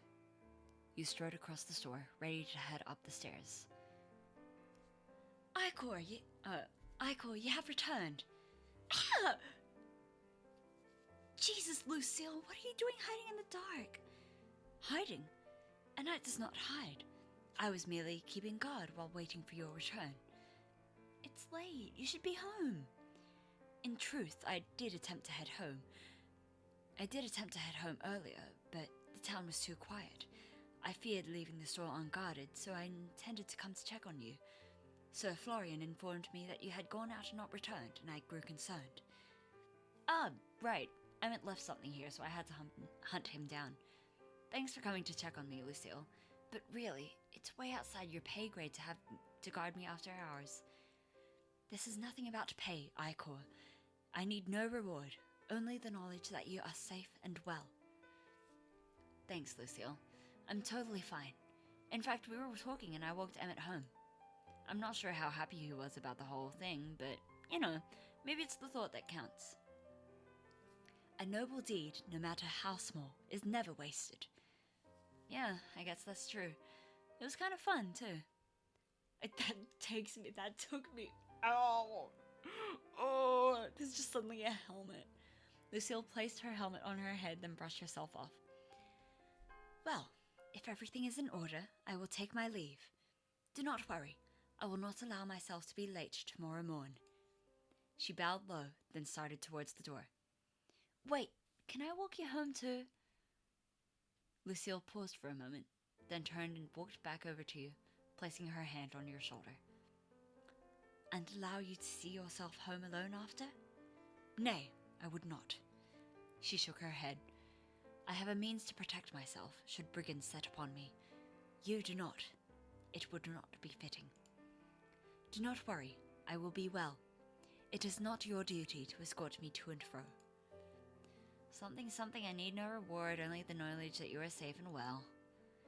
Leave the protection to me, Ikor. While I live and breathe, I will never allow a hair on your head to be harmed. Wow, she is intense. Fine, but one day I'm going to force you to let me look after you too. That's the deal. She nodded. You are a stubborn one. Very well, a deal it is. Until next time then.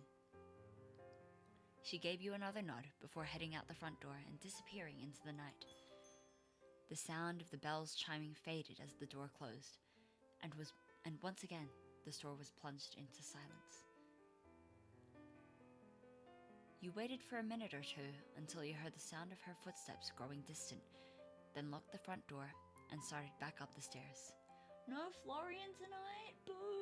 I want to talk to him.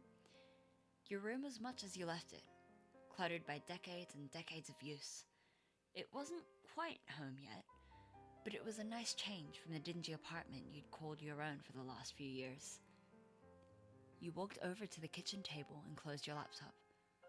With all the rush of chasing after Emmett, you had forgotten you still had cleaning up to do.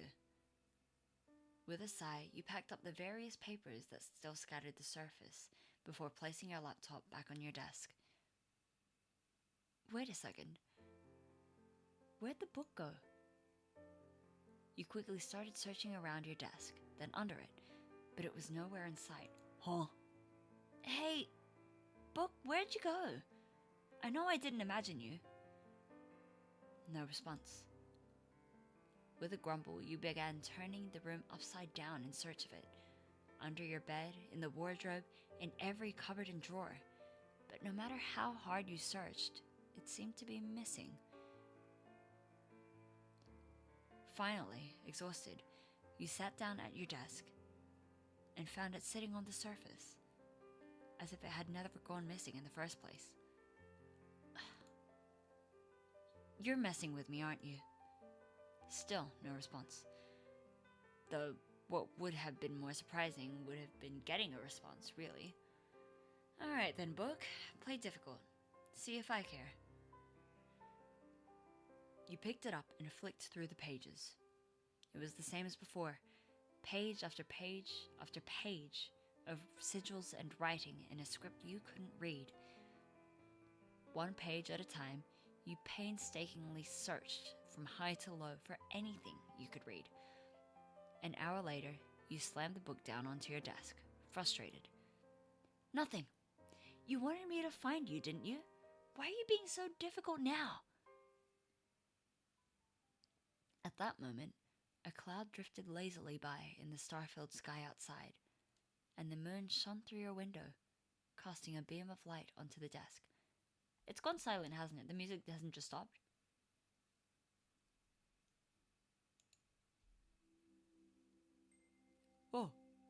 Oh, that's pretty sounding. The light shone on the open book, and as if a switch had been flipped, the entire book began to glow. The brightness burned your eyes, and you covered them, turning away and squeezing your eyelids shut. After a few moments, the glow faded, and when you looked again, the book was still there, sitting on the desk. But something had changed. Where before you saw plain, used leather, now you saw beautiful gilded edges and intricate embossing. It looked more like a piece of art than a book. But suddenly it snapped closed, as if caught in a strong breeze.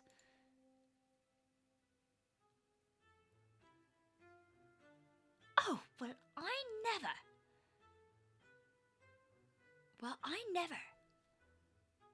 voice echoed from the book, and slowly it began to float off the table, hovering just a few inches in the air.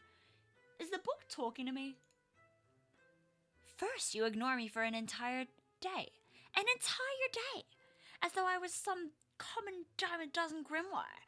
And now you have the gall to pour through my pages with all the delicacy of an ogre cracking walnuts? Appalling! Simply appalling! It let out a long-suffering sigh. I was created by the finest scribes, imbued with the wisdom of archmages, long since reduced to dust. And this is how I am treated?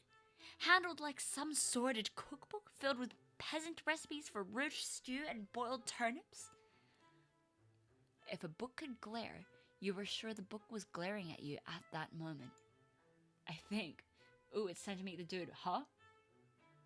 Oh, it's time to meet the dude. I think. Well, have you anything to say for yourself, you crude, toe-mangling barbarian? You're a book. A book? A book? Why, you wretched, foul-mannered... Whoa. No need to get worked up. God, what am I saying to a book? How are you talking? I am far from a book. I am an archive of the ages, a collection of arcane lore, a repository of incantations, So a book. Oh, the sheer depths of your ignorance astound me. One would think even a mind as tragically mundane as yours could grasp such rudimentary concepts. And you must be a so-called wizard or witch or whatever tawdry moniker you humans are calling yourself these days, yes? No, I'm just... And now you'll drool upon my pages and mutter incantations with all the grace of a toad gargling mud. What a joy! I suppose there is a positive side to this. Soon you will likely turn yourself into a particularly stupid-looking beetle, and I will no longer have to deal with your ignorance. Though, truth be told, I doubt anyone would notice the difference. What? What is going on here? What is going on here is that you are an imbecile and an inconsiderate lout. I have been here patiently awaiting a proper spellcaster for years, only to find myself stuck with some dim-witted oaf who doesn't have the common sense to not handle my pages with their sweaty, sticky hands. Who? What? How? Are you? So, the peasant finally decides to address me as something other than a measly book. Congratulations, truly, on the progress. I am Barnabas the Magnificent, eternal chronicler of magic most high and patron saint of arcane perfection, linguistic superiority, and the grossly underappreciated art of proper book handling. Something you sorely lack. You're a talking spellbook. Oh, certainly. If you wish to diminish my grandeur to the mere status of a talking book, then by all means, wallow in your simplistic understanding of the arcane. I want to threaten the book by dipping in the toilet. We'll see what we can do. How someone like you is fit to be my master, I will never understand. The fates truly must despise me. I'm your master? That is how this works. I, the glorious and sublime Barnabas, was created by a powerful magician to assist her in the mastery of her craft. However, when she died, she bound me to her bloodline. Long have I been passed down from generation to generation, waiting to find a master worthy of my knowledge. And somehow, despite all odds, I have ended up in the possession of a clueless thunderhead. I think you're getting confused. I'm not a witch or a wizard or whatever crazy fantasy you've got in that head pages of yours. Preposterous! Only a magic practitioner could open my pages. Even if that magic practitioner is the least adept one to ever have lived. You know what? I think I'm gonna put you away in a drawer. Put me away as though I was some mere object? Oh, the audacity. Well, be my guest. At that, you stood, walked across your room, and threw and threw open the top drawer of your dresser. You stuffed him in there with your underwear and slammed it shut. How dare you? This is an affront to the very notion of my being. I say, let me out. Let me out immediately. You're a really cool book, aren't you? Just teleport out. Teleport? I am not a mere parlor trick. I am an object of arcane beauty, a master of fine craftsmanship, and... Yeah, you're a really cool talking book. Fine. Have it your way. While you languish in your mundaneness, never to know the truth of your potential, I will begin reciting the first 5,000 volumes of the Great Encyclopedia Arcana. Barnabas begins to loudly, obnoxiously recite the contents of a series of books you'd never heard of, despite your attempts to cover your ears. Why the underwear drawer went, let's talk on. Maybe it's just the first one. Maybe it's just that top drawer. I don't know. I keep my underwear in my top drawer. TMI.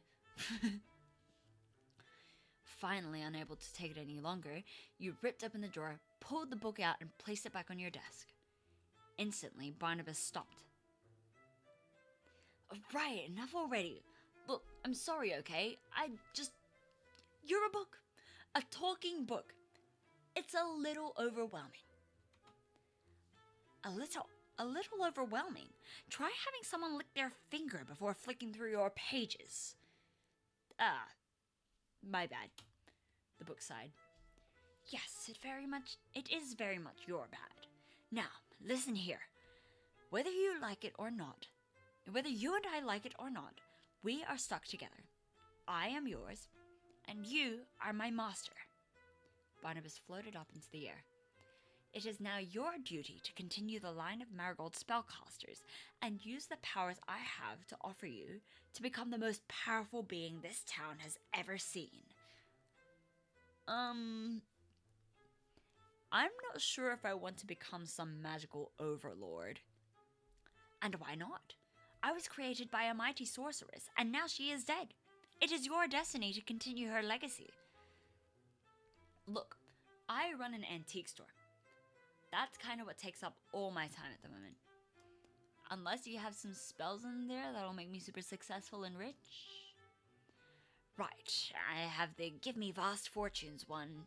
I keep the Give Me Vast Fortunes spell right next to the one for turning people into beetles. You're really sarcastic for a book, you know that? I have to be considering my current circumstances. And as you're my new master, I'm afraid the sarcasm is likely here to stay. In my head, the book has Astarion's voice, I think the whining dramatic spit. Yeah. And the background music as well, yeah. It is very Astarion. Oh, goody. God, what's happening to my life right now? I'll have you know, I was flipping burgers a week ago. A burger flipper? Ugh, no wonder you handled me so roughly. I have spent years and years in the care of some of the most talented wizards and witches in history, and I am handed over to a grease-stained fry cook. Oh, the shame. It's not like I chose you. That makes two of us then. It's not like I chose you either. Look, Barnabas, we're not getting anywhere here. Why don't you tell me a little more about yourself?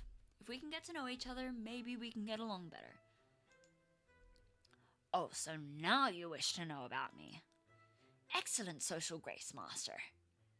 The book cleared its throat. As I told you before, I am the great and magnificent Barnabas, codex to the once magnificent Marigold line. Why did my aunt never tell me about you? How should I know? She was always a rather distant woman, and left me to grow dusty on the shelves. A true crime. And you've always been a book? Of course. I am the sum of all the magic ever recorded by the Marigold family. Every spell, every enchantment, every bit of knowledge is all kept right here. A dim-witted oaf like you would have no hope of handling all that magic, so I am limited in the knowledge I can give to you. If you wish to learn every spell in my repertoire, then you will need to prove to me that through practice and training that you are a worthy recipient. Oh, so now I have to manage a store, manage Winnie's social medias, also learn magic. Great. Not at all overwhelming. I don't know how much time I'll have for training in between keeping the store afloat and dealing with the locals' problems. It's no fault of mine. Perhaps you should have been born with the aptitude to become a musician instead of a menial. Come here. What, and allow you to manhandle me again?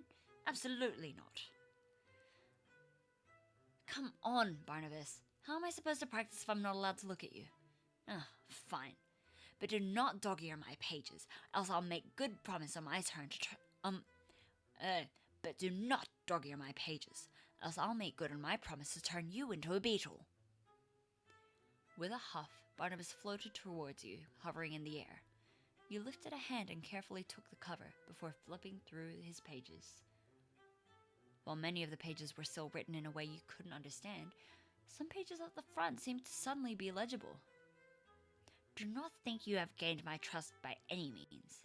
If I had hands, they would be on my hips, and I would be giving you the sternest of looks. I am allowing you to peruse my pages only because there is a small chance that somewhere within that pea-sized brain there is a shred of talent. Yeah, you don't trust me, I get it. How do I start? Firstly, as you have no experience in the arts whatsoever, I suppose it would be best if you pick one spell to practice. No, actually, I should, because let's be frank, your judgment is clearly poor and unreliable. Against my better judgment, I shall alter the contents of my pages to provide a use in your mundane life, as much as it pains me. Barnabas flipped his pages, then, seemingly of his own accord, started glowing with a bright golden light. With this, I have modified the spell Revelatio Obscura.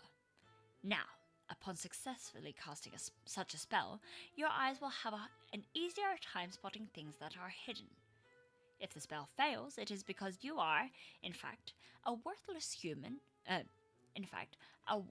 and talentless excuse for a human and nothing to do with my modifications. So it helps me find things?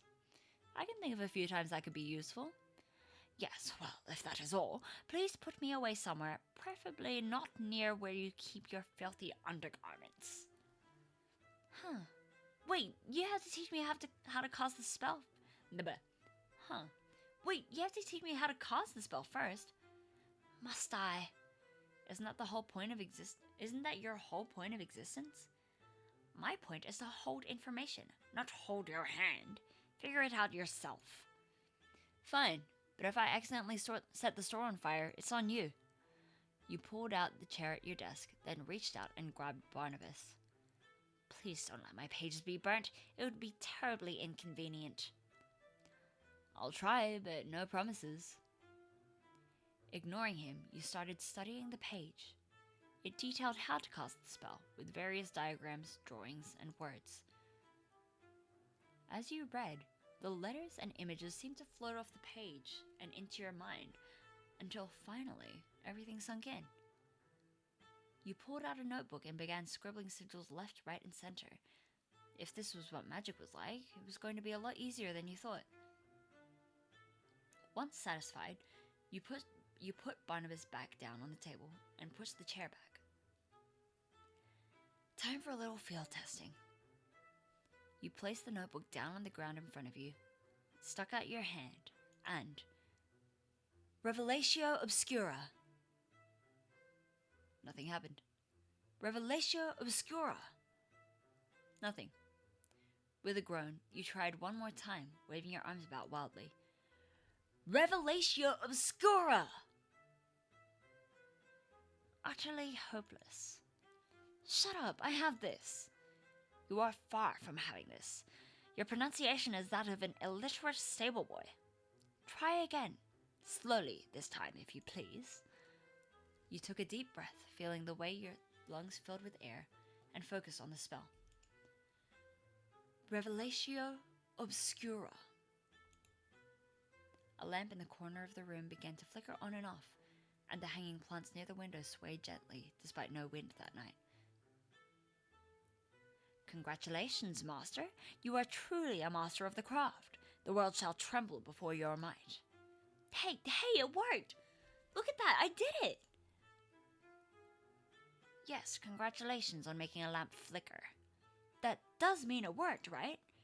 Yes, this store sits on a magical ley line. There are often side effects to spells cast here. What spell can I learn next? Huh, what spell, the fledgling asks, as if the entire process were so easy. Please, continue to amuse me. What? I cast it, right? I wish studying was this easy, right? If it just like floated off the page and into your brain. Gosh, that would be so helpful. You must practice. Even simple spells are fiendishly difficult, and I will not stand idly while you butcher them with your lack of skill. When you have more experience, perhaps then I will teach you another. Perhaps. Okay, jeez. I'll keep practicing whenever I need to find something then, alright? It wouldn't be the smartest thing you've done since I met you. For now, though, I suddenly feel wiped. Yes, well, casting a spell will drain your magical reserves, and until you are more proficient, even the simplest of spells will require significant focus. Oh, I'm too tired for this. I'm going to bed. What should I do with you? I am perfectly capable of looking after myself. Are you capable of yapping less while I try to sleep, or do you need to go back in the drawer? Do not even suggest such a thing. Good night, Barney. Barnabas. Barnabas. Not Barney. Close enough. You slipped into bed and shut your eyes, waves and waves of tiredness washing over you. As you drifted off, the last thing you heard was the sound of a disgruntled book complaining. I've learned a new spell. Let's assign this skill point. Should I go to luck since we've got dice rolls? But I've also got charm. Charm increases the chances of customers paying more during haggling and buying more than one item, and offers you better deals in markets and auctions. Ooh. I think we've been alright with luck so far. Also, let's save.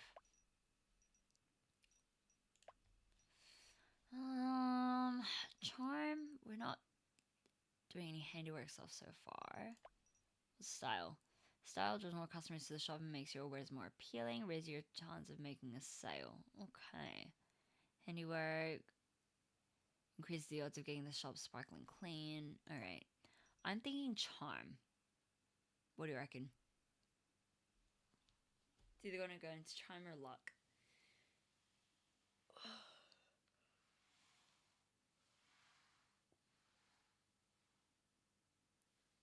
Oh my gosh. Water.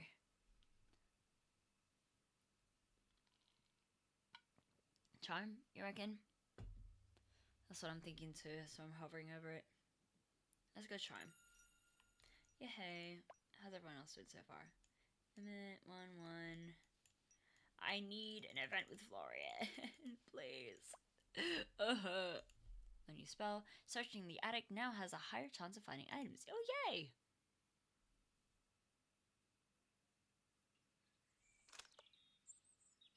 Alright. Might just do a new save file there. Saturday 6, windy. Alright. Oh. Well, let's go back to the home menu. Sure, and turn to main menu. Alrighty. Well, that's it for tonight. How are we feeling? What do you think about the characters? Because I am loving them so far. I didn't think I was gonna like Emmett as much as I do. Again, and so I'm really curious about him. I still am leaning towards Fairy purely because of the sparkles, but need more of Emmett and Winnie, not gonna lie. It's good that we got a lot of them in this episode.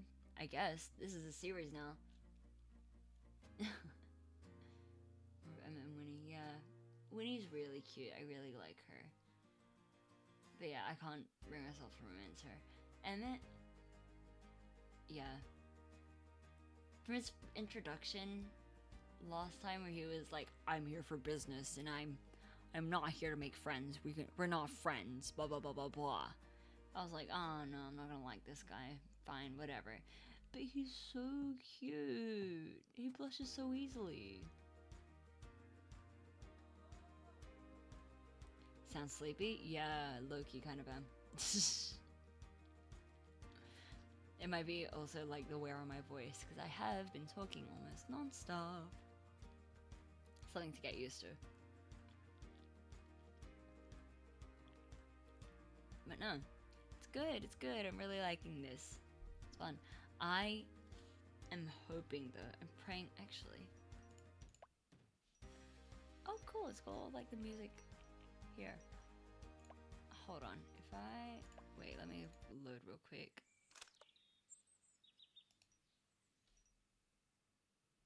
Okay, sure, we'll go. Not that, where is it? The book? Stats. Let's see. Drink some water, get sleep, yeah. Okay, we still haven't met this character yet. Gotta figure out whoever this is. Right here. But also need the Florian event. So bad. Oh, they've got birthdays. November 23. Okay. December 28. Why does that make sense? December 11. Oh, she's also a December baby. No birthday. Vivi's birthday's in the beginning of the year. Cute. And Quinn, March 4. Alright. Gotta get preparing things for D&D? Yeah. Okay. Okay. Alright, let's go back to the home menu. Alright. Yeah, that's it for tonight then. Thank you for joining me. Thank you for joining me as I try to nail down voices and accents for these characters. I think switching between Lucille and Florian messes me up the most, just because I've made them both British but different types of British. And because Florian is not as posh as Lucille is, he turns Australian by default. If that makes sense. See you next time. It was fun. Yeah, I'm glad you had fun. I'm keen to continue the story and figure out what else is going on with everyone. Figure out who that other character... Wait, can I see them in the Steam page? Do they appear on the Steam page? Oh, that guy! In the back... There's the... Yeah, the redhead guy, huh? He appeared in the like, opening trailer. Alright, well, can't wait to meet him. Alright, I should head off then. Thank you again for joining me. And I'll see you guys whenever next time is. Might be Willowmist, might be Hades, because I do need to continue that. We'll see. Alright, have a good day, have a good morning, day, noon, night, time zone, wherever you are. See you around, bye-bye!